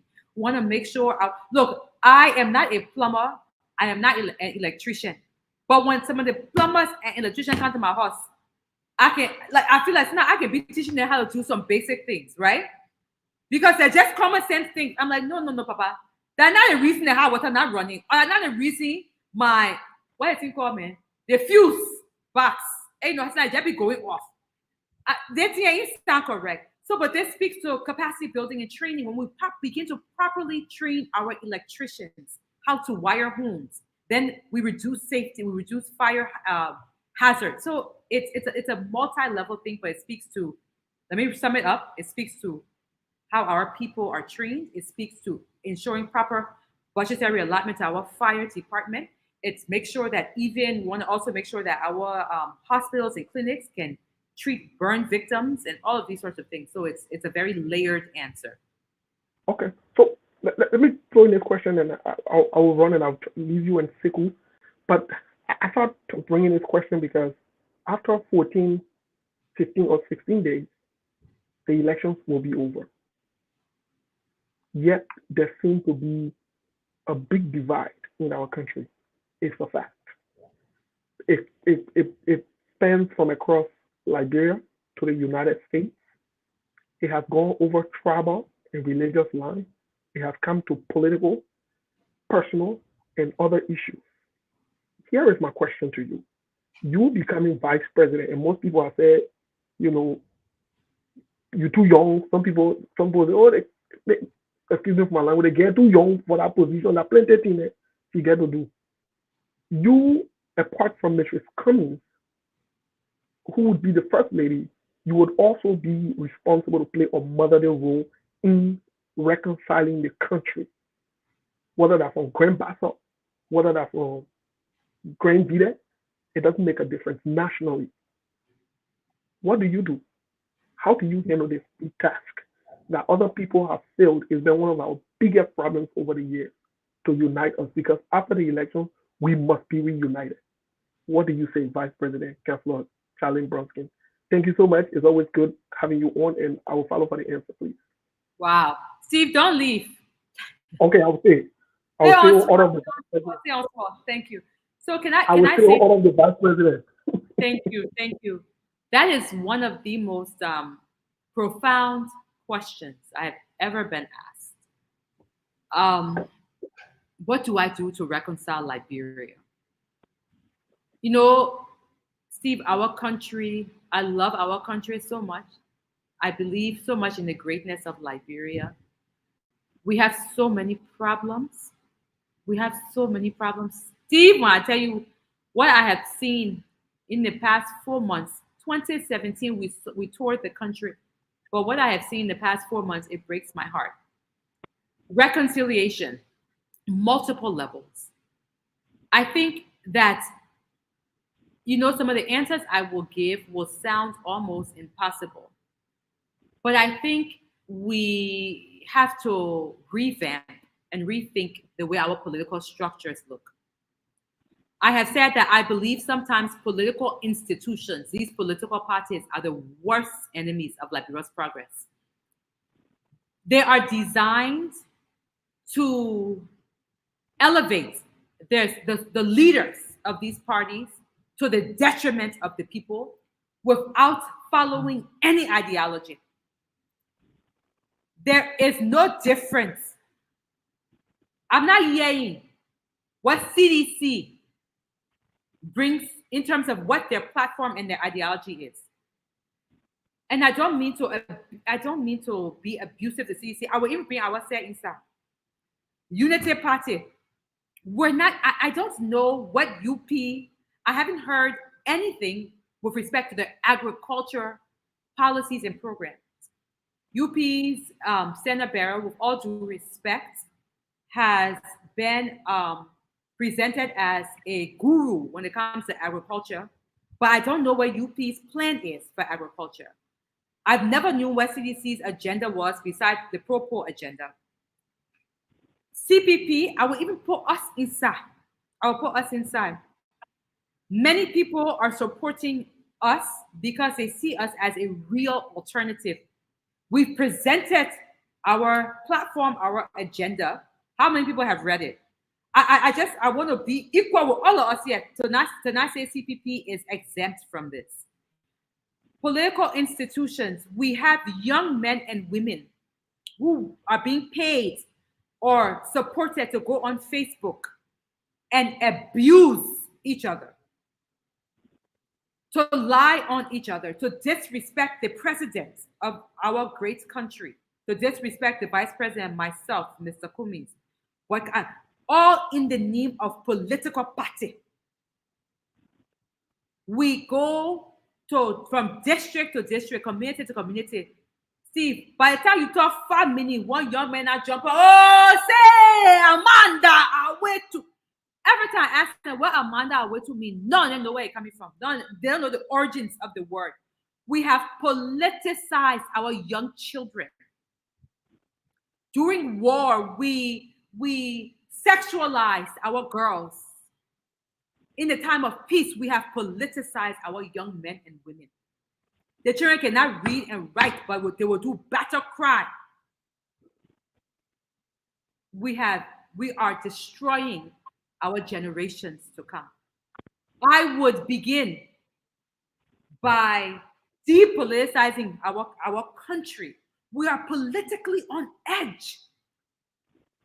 When we begin to minimize the importance of political parties and political leaders and begin to truly empower the individual, when we begin to stop their B-man mentality, their chief, boss man, leader, Oma, and begin to empower the teachers, the police officers, the nurses, when we begin to go back to our old values of giving our elders the respect and the deference, that's how we begin to reconcile. When it comes to tribal politics, when I was named the vice senator bearer, as soon as I was named vice senator bearer, I will be very open about this. The Unity Party and their people, they began the age-old rhetoric and vitriolic and divisive language of tribalism. And I'm sorry to call Unity Party out, but and it may not have been Jeremiah Kuhn, it may not have been Ambassador Boyka, but the people around him, all of their pundits on social media, the people who support, and I don't want to call the show's name, but y'all know the show's name. They divided our country. The rhetoric became so bad. Congo-ish. Manokio. And I was on closing arguments, and I remember saying to them and condemning their actions and reminded Liberians that women had their stomach cut. 9 month pregnant women, 9 month belly cut because of tribal things. And some of these people from around that group, that party, was bringing it back. Mr. Cummings and I never spoke about tribalism. Religious harmony and religious unity is something we have preached. My father's best friend before he passed away was Justice Kabina Jane, a Muslim man. My father, who was a born-again Christian, always told me how he had such respect for Muslims because of their devotion to their religion. Religious harmony. Mr. Cummings, one of his closest allies, is I don't want to call the imam's name, but some of our imams. The Cllr Brumskine administration will ensure religious harmony. So there are so many ways. I think what besides political divide, besides tribal divide, besides religious divide, I think what we need to really focus on is our generation of young people. By the way, not to cut you off, you say you're only going to be here for an hour. Oh, I didn't now, Steve, 2 questions. Steve taking all the time. Steve taking all the time. So it's not correct, Steve. No, Steve. No. Okay, Steve is correct. I just wanted to, say at least just make it a little bit brief so we can at least. Sorry, I can talk. Okay, I'll ask you other question, but you know now. A few more questions. What the question Steve asked is a very good question. And I believe those are very important, but those are something after winning, after when you are vice president. I am more concerned about winning. How do we win? Winning, if you're going to win, in fact, or when you're going to win, and how you're going to win. So my question to you, you just talk about how much you guys are working in Grand Bassa. What are the possible pathway, in your opinion, based on the work you have put in? What are the possible pathway for the CPP to winning this election, whether making it to the second round or winning it all? Thank you. Any people listen to me on Truth FM? Everybody listening to you in Liberia. Which us that Truth, right? So you all hear me. What are you doing? I said to you, our path to winning is once we get in the second round, if that CDC we're going against in second round, we will win. That one part we know it. United Party will go against in second round, we will win. The question is, how do we get in the second round? Yes. Our focus, Montserrado has almost 1 million votes. Montserrado has over 900,000 votes. In 2017, Mr. Cummings came third in Montserrado. Montserrado County, y'all listen to me. Montserrado County has traditionally been the home of the opposition parties. Yeah. Because the people in Montserrado understand how the government, not just CDC government, our United Party government too. The reason UCDC was so popular during United Party time because they saw how UP were corrupt. Today, the Liberians who live in Montserrado County, they understand that there in some communities, there's no clean drinking water. There's no latrines. There's no schools. There's no clinic. Yet the CDC government has taken 20 million United States dollars from the people money, and now we have money to put up billboards all throughout the country. Everywhere you turn, you see something, a picture of the president and the VP. That the people's money. They see all the pickup, they see all the lapas, they see all the berets. They know how much cash is being spent, that the people's money. They understand that civil servants are not getting paid on time, that hospitals are not being built, schools are not being built. The people in Montserrado know that the money, they are coming after CDC. It's going to be a referendum. Those people in Montserrado also know that Liberty Party and ANC are the strongest opposition who never have been in government. We have the cleanest hands. We have never spent, wasted, abused the Liberian people money the way United Party has done it.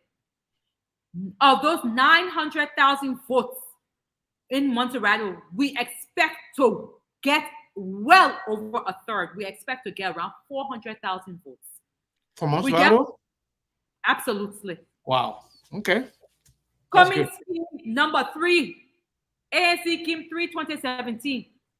The Liberty Party, the Bassa women, Bassa people, ni Bassa Nyombe, you hear me tonight, my Bassa people, your vote Liberty Party. King Great Town, Members Town, all District 6, District 10, District 9, District 8, Bassa people, you come out. You're sorry, I know you made a mistake 2017 and not too late. You come out, you vote for Liberty Party. CPP or Liberty Party. Liberty Party is not on the ballot though. People are talking to, I will come to ANC. No. I'm saying when you go on the ballot, they're not going to see CPP. When they go there, they will not see Liberty Party. They will see Liberty Party. But let me talk, Naseku. Let me talk. Okay, the Liberty Party on the ballot. Liberty Party that you are talking to. You come and you vote Liberty Party. Our ballot, our logo, the bird, the moon, the green, the white, on the ballot, you come. ANC, your king number 3, 2017, you come back home. You come back home. Y'all have been quiet. Everywhere I go, the restaurant, everywhere the people can come whisper, we were ANC, we were ANC. CPP, now the combined parties of ANC and Liberty Party, there's a whole swell of first-time voters, of young people, of professionals who get it, who they know what happened in the 12 years United Party were in power. They know the entitlement that UP feels to try to get back in. United Party, they're searching for they're waiting to go back in the government. You don't agree. 2017, we never agree. You don't agree again. We will get 400,000 votes in Montserrado. We will go to Bon County. The thing what Henry Yala doing in Bon County, they're not smart thing. We will eat in Bon County. We will get something from the Bassa Belt in Magibi. We will get enough in Grand Bassa County. Any prediction for Magibi and Bon? Any prediction amount? Because you got I think let's talk to Henry. I will give you what I will try to do is try to give you some figures after. I've been buried under some rocks in Bassa, so we haven't, but I saw Henry Yala today. I know how the men working. Southeast, Maryland County. We coming. River G, that's something happening in River G. Even Grand G there. The Southeast, you don't play. Oh. We will take from South Cape Mount. We're just coming from Cape Mount. Okay. We're just coming from Cape Mount. We will win Cape Mount. We'll win. I say we'll win Iva. Stop quick, Papa. You want to tell me? Oh, the mayor, he can speak for. You want to tell me? Oh. You want to, it's okay. It's okay. Okay, he want to tell me, hey, see? That's fine. We'll win. We'll win Cape Mount. Okay. And we'll do well. Nimba will do well for UP. Okay. Nimba, what about Bummy? But see what UP in let me tell you the thing here. The thing was CDC, I love the CDC and United Party rivalry. Because CDC will go into Nimba with if from Jeremiah Kun. Then CDC will go into Lofa. They will eat from Joe Boka. So I love the rivalry that they're having because it takes from those two parties and it brings something to us. So our pathway, to be very serious, our pathway is we intend to do very well in Montserrat. We intend to do well in the Bassa Belt. The Southeast, Mr. Cummings, Maryland, River G, will do something in Grand G there. We expect to do well in Grand G there. Can you go over 60% in Grand Bassa County, in your opinion? I don't know. My father averaged 60% of the voters. So we will push in Grand Bassa County. We will push. We don't need 60%. We don't need 60% again in the second round for Grand Bassa. But we need a strong showing. Right. And so yeah. We'll go. If we get anywhere from if we get about 500,000 to 600,000, if we get about 600,000, we in second round. Yeah, absolutely. And I'm just wondering the part. I think I made your heart to rest more. I think I made your heart to count on small. No. I mean, my heart always good. Oh, way, my heart is good. The thing is, I like the confidence level from the people that are running, because you not only you are on the ground, but you talk to people directly, and a lot of people talk to you, and you can feel it. You can feel the anxiety, the excitement, from your supporters. So it is unfortunate that we have less than 45 minutes to have conversation today, and we have a few more days to the election, maybe 14 more days, if possible. We're gonna get 1 more hours another day with you. Maybe next. I know you ask, huh? Early next week, because most of next week will be in Bassa. We are early closing next week. Early next week we can take next Tuesday. No, I'm in Bassa. I'm in Bassa from Tuesday on. Monday or Wednesday. For Monday. I'm in Bassa Tuesday, Wednesday, Thursday. But okay, let's do Monday. Let's do next. Let's try. I will make commitments. I like to be a woman of my word. Okay, let's try Monday. You were shooting on Monday. I don't want to post for today. So let's do Monday. Let's try. Let me see. Okay, that would be great. Because the thing is, I'm still going to be here a little bit after the radio. We're not on the radio, but I just believe when you're on and we're on the radio, no disrespect to the diaspora Liberians, but the people on the ground, they need your voice more than people in the diaspora. It's very true. Because I know before we go, I want to ask you one last question. Women that are still on the fence, young people that are still on the fence, what can you tell them to win them over? So let me first speak to the young people. I want to be careful how I say this, but this is my truth. Young people are listening to me. The vast majority of Liberian voters are between the age of 18 and 35. There is no reason that Liberians should even be contemplating voting for, and without any disrespect to the Senate Bearer of the Unity Party, but someone who really cannot understand the young people, the plight of the young people, who cannot understand what it means to be a 20-something-year-old in Africa in 2023, access to technology, lack of access to technology, some of the things that our people are facing in Liberia. We have our neighboring countries have far past our young people. You know, this is the age of the TikTokers. This is the age of social media. We need people who are informed on issues that truly affect our young people. I want you all to know that I am certainly not a young person, but I have young children. I'm a youthful candidate, as they say. I understand the plight of the young people. I understand what young women are going through in Liberia. I want you, the young people I'm speaking to y'all, to vote your future. To vote, think about 5 years from now, what you expect Liberia to look like. Which candidate you think can create the Liberia that you anticipate, that you envision? It cannot be the candidate who was there for 12 years, who doesn't understand what your future looks like. It cannot be the candidate who has been there for 6 years and has not done anything to create a better Liberia. I want the young people to trust a Cllr Brumskine administration. We have all of the people in my office are young men and young women. When you see my VSB team, so young people, because I love how young people are innovative, creative. They lead me. They tell me, VSB, go this way, I go that way. So young people, come and join CPP. It is truly the party of the future. Unity Party is finished. Unity Party been around for long now. CDC, CDC now. Y'all come and think about, be progressive, and come and join a party that is moving along with Nigeria, moving along with Ghana, with Rwanda, and all of these other countries that have advanced in technology and other areas. So the women were listening. Women, I feel the women are we get it like that. We understand. Nobody will understand our plight the way we do.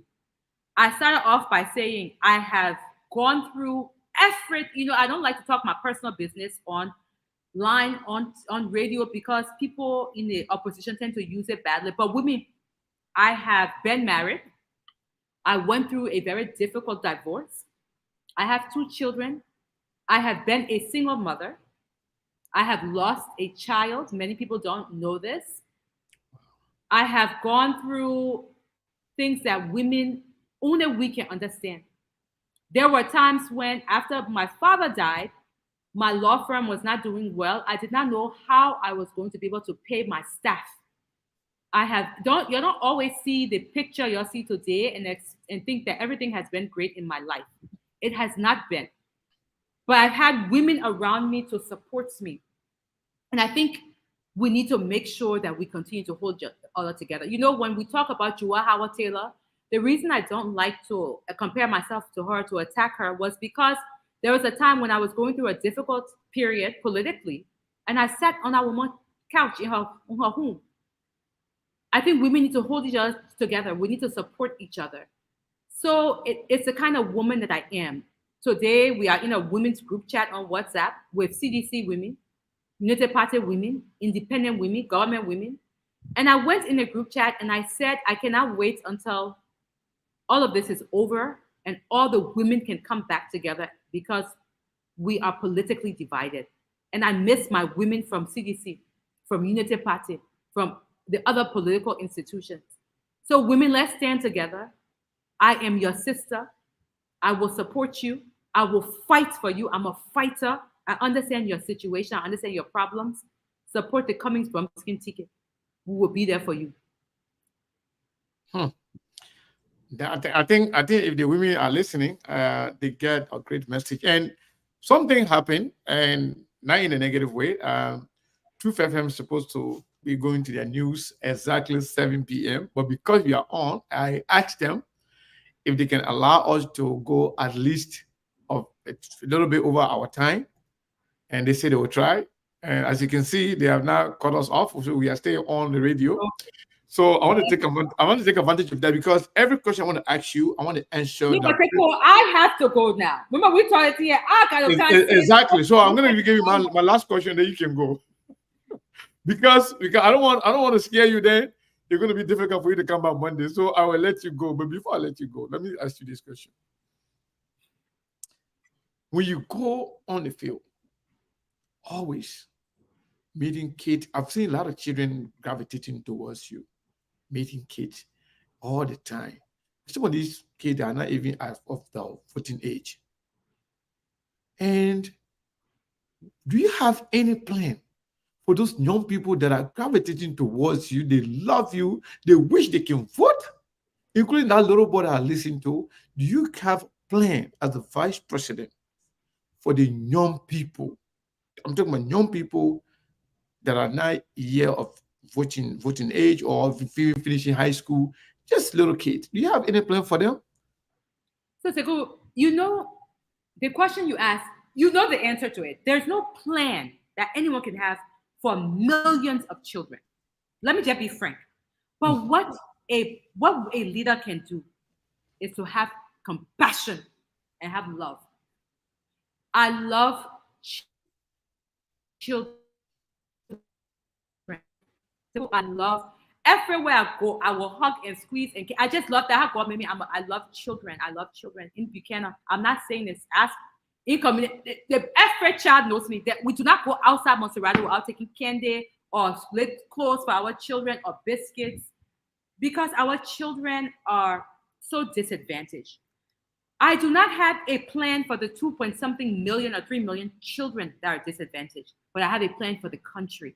Because when the country succeeds, the children will benefit. What I would love to do is, if I'm elected vice president, is to have a weekly radio show where we are talking to, just talking about morality, talking about parenthood. When I used to live on the boulevard in District 5, SKD Boulevard, my father's house, there was a young girl, I don't want to call her name, I want to protect her identity. Well, I used to pay her tuition. She always used to come into our defense. I used to take, just attend to her. I left. I moved out of that district and we lost contact with her. I was in the district on Sunday and she's pregnant. When you see the lady, she looks like she's, I don't want to tell you her age, but she looks like she's 13, 14. But she's a little older than that, but tight. And it was almost inevitable. It was going to happen because when we were living there, the little girl had no supervision. I want to be able to have some type of office under the VSB where we are talking to our young people about issues of morality, of sexuality, of self-esteem. The reason our country is in abject poverty, one of the reasons is because so many children are having children. The reason you see so much murder, so much rape, so much abuse, some of the reasons is because of lack of supervision, lack of parenting. That's not the only reason for rape. And I want to be very careful. Rape is wrong. We're not blaming the victims. We're not blaming the parents. But we have a country where morality is never, we don't talk about spirituality. We don't talk about morality. We have so many Christians, we have so many Muslims, we have so many churches, we have so many mosques. But when we talk about spirituality, our churches are not doing well by us. So I would love to be a mother to our nation, to truly care about what's happening, to try to retrain our young people. There's a lot of work to be done. I love our children. I love them so much, and I see so much hope and potential, but we need to have leaders who care for them. And when we care for them, we'll make sure that we put plans and policies into place that will protect their future. So I think that's it. Thank you so very much. And I'm really hoping that we will have you on Monday. In closing, I want you to take this time to talk about your planned rally on October 1st, after which I will have the opportunity to talk to you again before the election. So you have the floor. Thank you. Thank you, Sekou. Thank you, Truth. Thank you, Steve. Thank you, Mabon.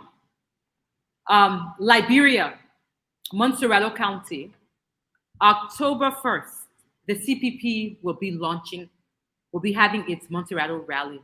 We invite you all to come out. It will be a celebration of Liberia. It will be beating the drums for the sound of a new day for our country. We are the only alternative. We are the only option. I want to present ourselves that way. The reason why I decided, one of the main reasons to accept Mr. Cummings' offer to be Vice Senate bearer was because I wanted Liberians to know they didn't only have to choose between a past of 12 years or a current situation of abject poverty and bad governance, that there were options that existed. The CPP is presenting to you an option of clean hands, corruption-free ideas to bring money to you, to bring empowerment, to show love and care, to move our country forward, for Nigeria, for Ghana, for Guinea, for Ivory Coast and Sierra Leone to not see us as a joke, but see us as a serious, serious country. Come support us on October 1st. We'll be giving you your t-shirts. It will be in different CPP offices throughout the district. Or you can come to our headquarters, 19th Street, Sincor, Landside. Come and get your t-shirt. Are the t-shirts free? Just okay. No, I just want to make sure the people know. T-shirts are free. Come and show your support. If you're not able to get t-shirt, wear your Liberty Party green, wear your ANC red and white. Or even you're not with Liberty Party or you're not with ANC, you're not a CPP member, but you're supporting Cllr Brumskine, you're supporting Mr. Cummings, wear your white t-shirt, come out. October 1st, Sunday, ATS. Let's show the world, because they're not just Liberia watching. Let's show the world that Liberians are serious for change. Let's show our international partners, the US, China, Rwanda, Europe, the EU, that we are serious about change, that we care about our future. Come and support us. We'll be closing in Grand Bassa County. When I tell you the thing what we're doing in Bassa, you will not believe it. Oh, but when that will be?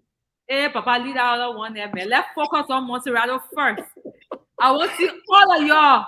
Okay. Sunday, ATS. Then Bassa. That small shaking will come and share. A small drummer will be in Bassa. Y'all come to Bassa as we close. We're taking Mr. Cummings to Bassa.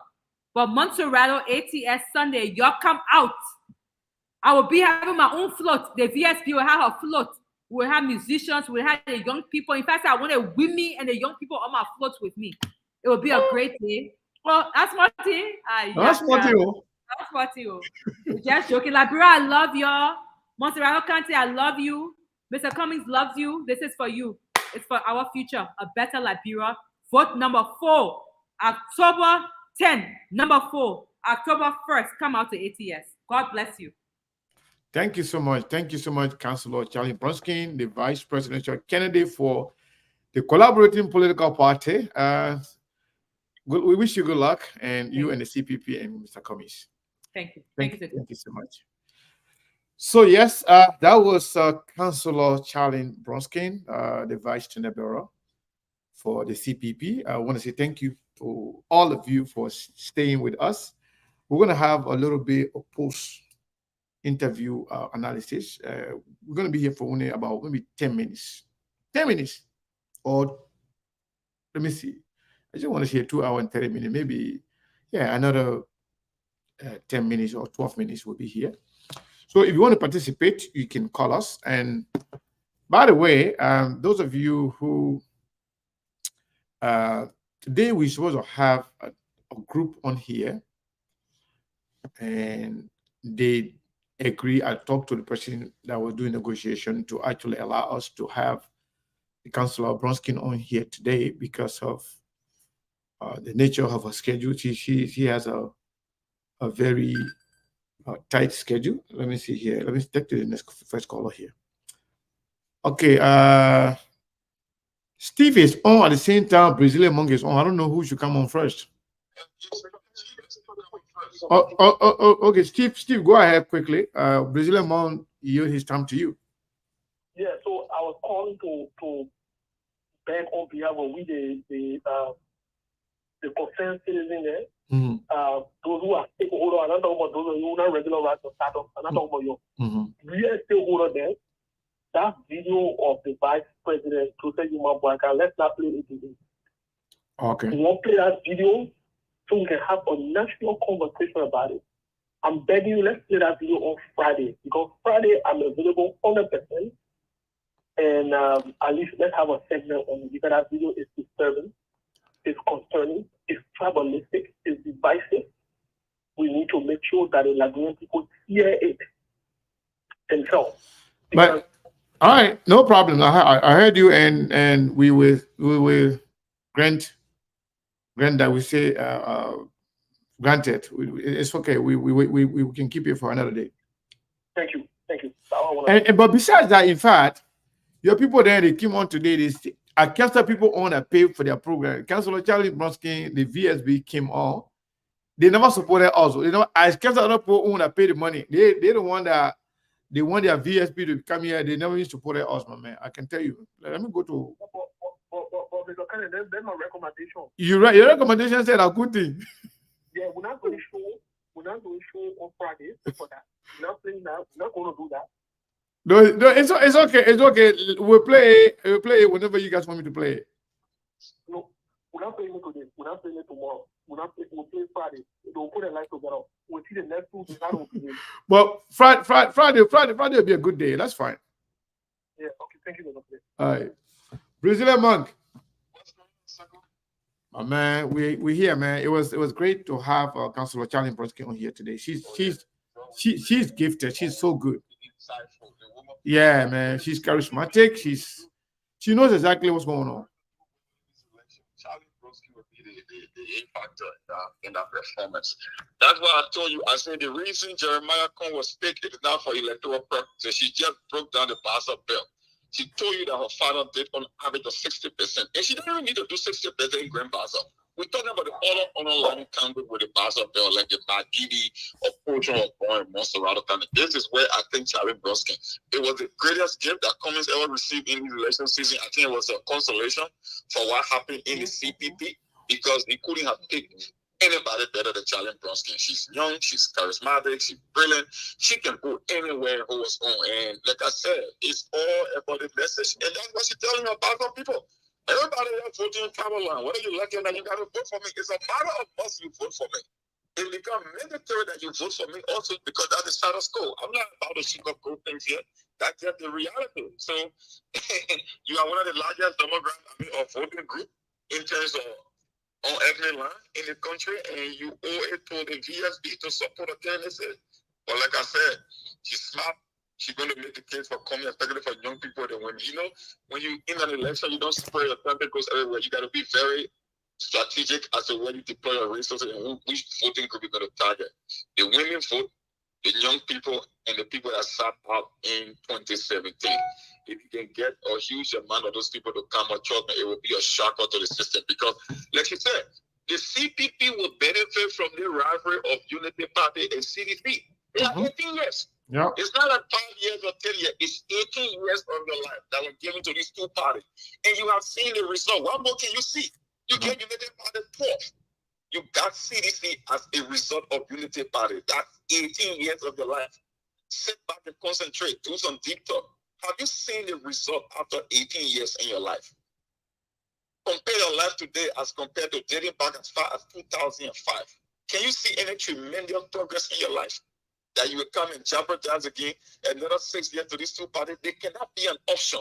The strategy in this election is to pick the rightful leader, first crash off Unity Party and CDC off the list before you start making a comparative analysis and you arrive at the best leaders, the person who is specially suited for the job. Thanks for the time, Sekou. Thank you, my brother. Thank you. Thank you as always. So yes, yes, we had a comment. Steve recommended that we shouldn't play the video for just in my book. Okay? But yes, I received a message. Somebody said they were actually planning to contribute to SKTV on Friday. But the fact that the VSB was here, that person contributed $100, but the person said we shouldn't call their name. I want to say thank you so much. We appreciate it. We look forward to those of you who are waiting for Friday to support the HKTV. Let's take this caller right here. Caller, what is your name and where you calling from? That person look like yeah, but I'm not sure. Yeah. See?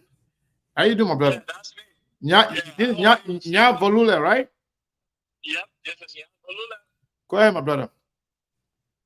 thank you so much and welcome back. We thank God that you back safely. Thank you. Thank you. Back home. Well, every time I listen to Charlie, I feel so excited in my Say every time I listen to the VSB Charlie or Councilor Charlie, don't just say Charlie. Councilor Charlie. You got to add a title to her name. Sorry, Councilor, if you're listening. Yeah, every time I listen to the VSB Cllr Brumskine, I feel so excited. And most of the time when I'm home with my kids, especially my girls' children, I always pull or speeches on the TV we listen to it in the evening hour. Look, yes, Liberia suffered for so long. We have a vice president, a foreign vice president, who for 6 years has never been want to make the case for Liberia. You know, and when you look at the opposition side, like the United Party, their vice president, again, it's restricted from traveling to some of those places that we can go to make a case for Liberia, for international community to come and kind of deliver to help with our economies. Look, this lady, this councilor, if this councilor elected, when elected, and she's sitting on the round table with world-class leader, trust me, every attention will be to her. I can tell you, because you can see it right now. They say if your food will be good, you will know from the taste when it's cooking.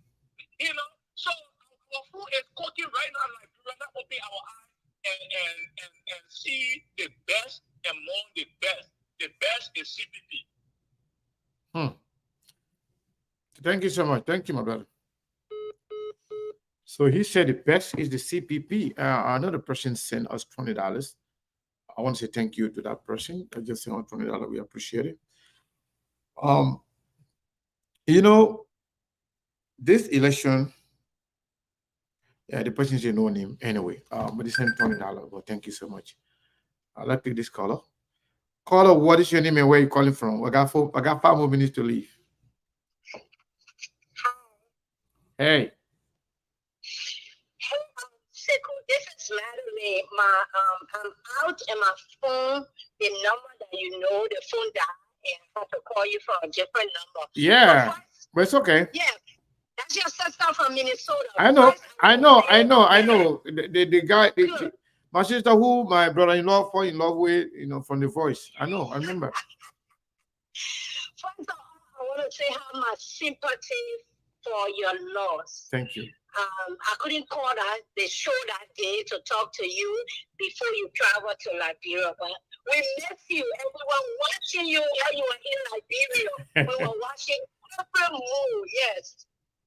Yeah, and thank you for the support. I appreciate it. Yeah, and because okay, let me say it again. VP Cllr Brumskine were on your show. My donation is coming, okay? Oh, thank you. I want to say that. And then I also want to say she answered a question about the children of Liberia. Yeah.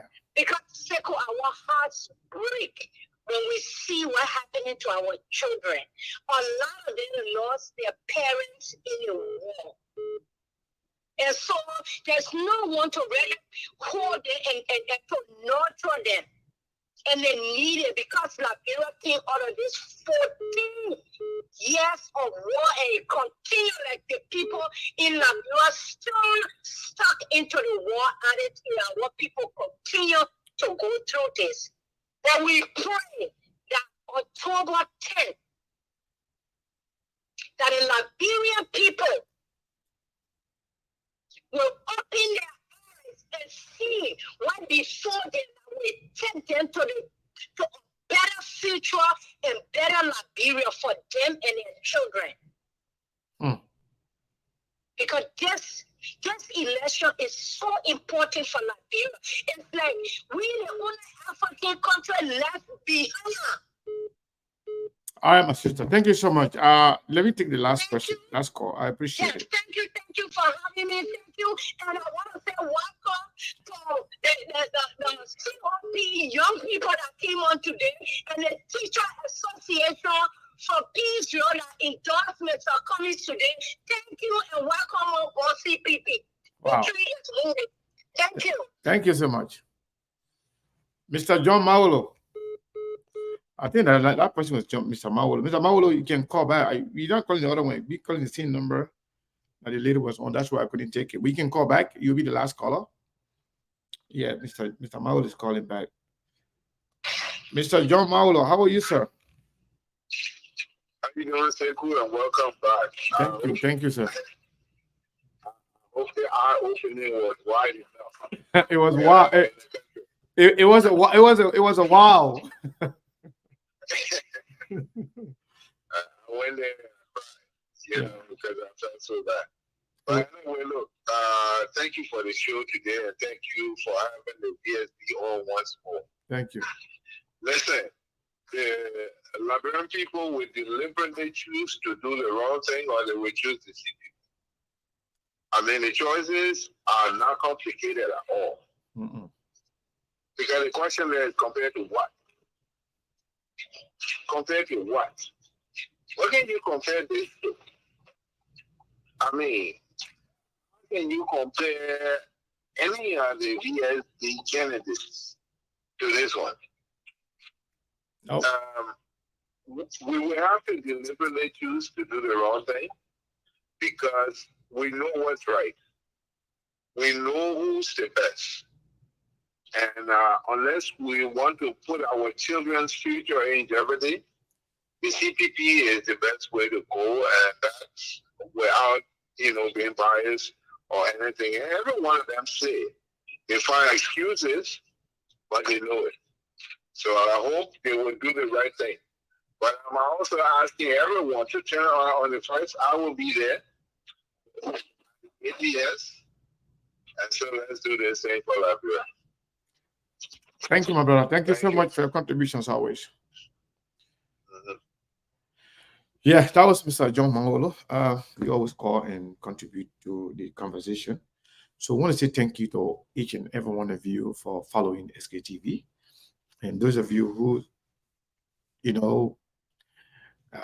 just tell us, inbox us, that you make sure we miss you more.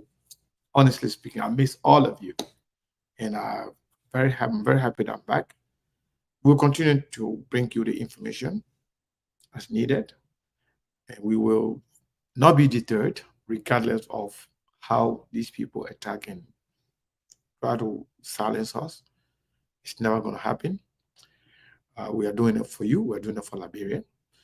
And Liberia is all we have. So I want to say thank you to all of you. We'll be here tomorrow. So the show that was canceled today, or that was postponed today, will come on tomorrow. And don't forget, the young people, the commies, the intellectual and mobilization team, team, they will be here tomorrow. We promised them to bring them on every Wednesday. So if they come tomorrow, they will be here. And we'll also have other people, other group here for some conversation about Liberia, specifically history of Liberia, what you know, what things with that. What were your experience, in Liberia? Things that you experienced, whether during the war, or after the war, or before the war, Liberia then and Liberia now. They will be speaking about that. They will be speaking about a lot of different things. And those young people, they will also be here to update us, all of us, Liberians, about what they are doing, about some of the progress and challenges they've been facing in terms of their quest to make sure that Komis is the president. That's what they want. And they have been doing very, very well. And kudos to a lot of different people, most especially those women from here. I may not be able to call all of your name, but like Eugenia, like Gwen, I'm talking about people then who actually having some people on the ground, sponsoring them, helping them to go around to educate Liberians on voter educations, telling them about what they need to know, what they need to do. You move through Granga, all those other people, like I said, Ruth, I don't know. I'm not going to be able to call you by name, but if I don't call your name, it doesn't mean I'm not recognizing what you're doing, your effort. Believe me, I know it. And I saw some of it for myself. You know, like that lady, Gifty Brown, all of these people, they are doing marvelously well for Liberia and for themselves, because Liberia, if Liberia is good, we'll all be happy. Yeah. So that's it. I will be here tomorrow, and we'll see you tomorrow. Let me see what I can play here. And maybe just go. Forgot about music. Yeah. Let me forget about music today. We've already been here for 2 hours plus. 2 hours, 30 minutes, 35 minutes. Yeah, good night. I love you all.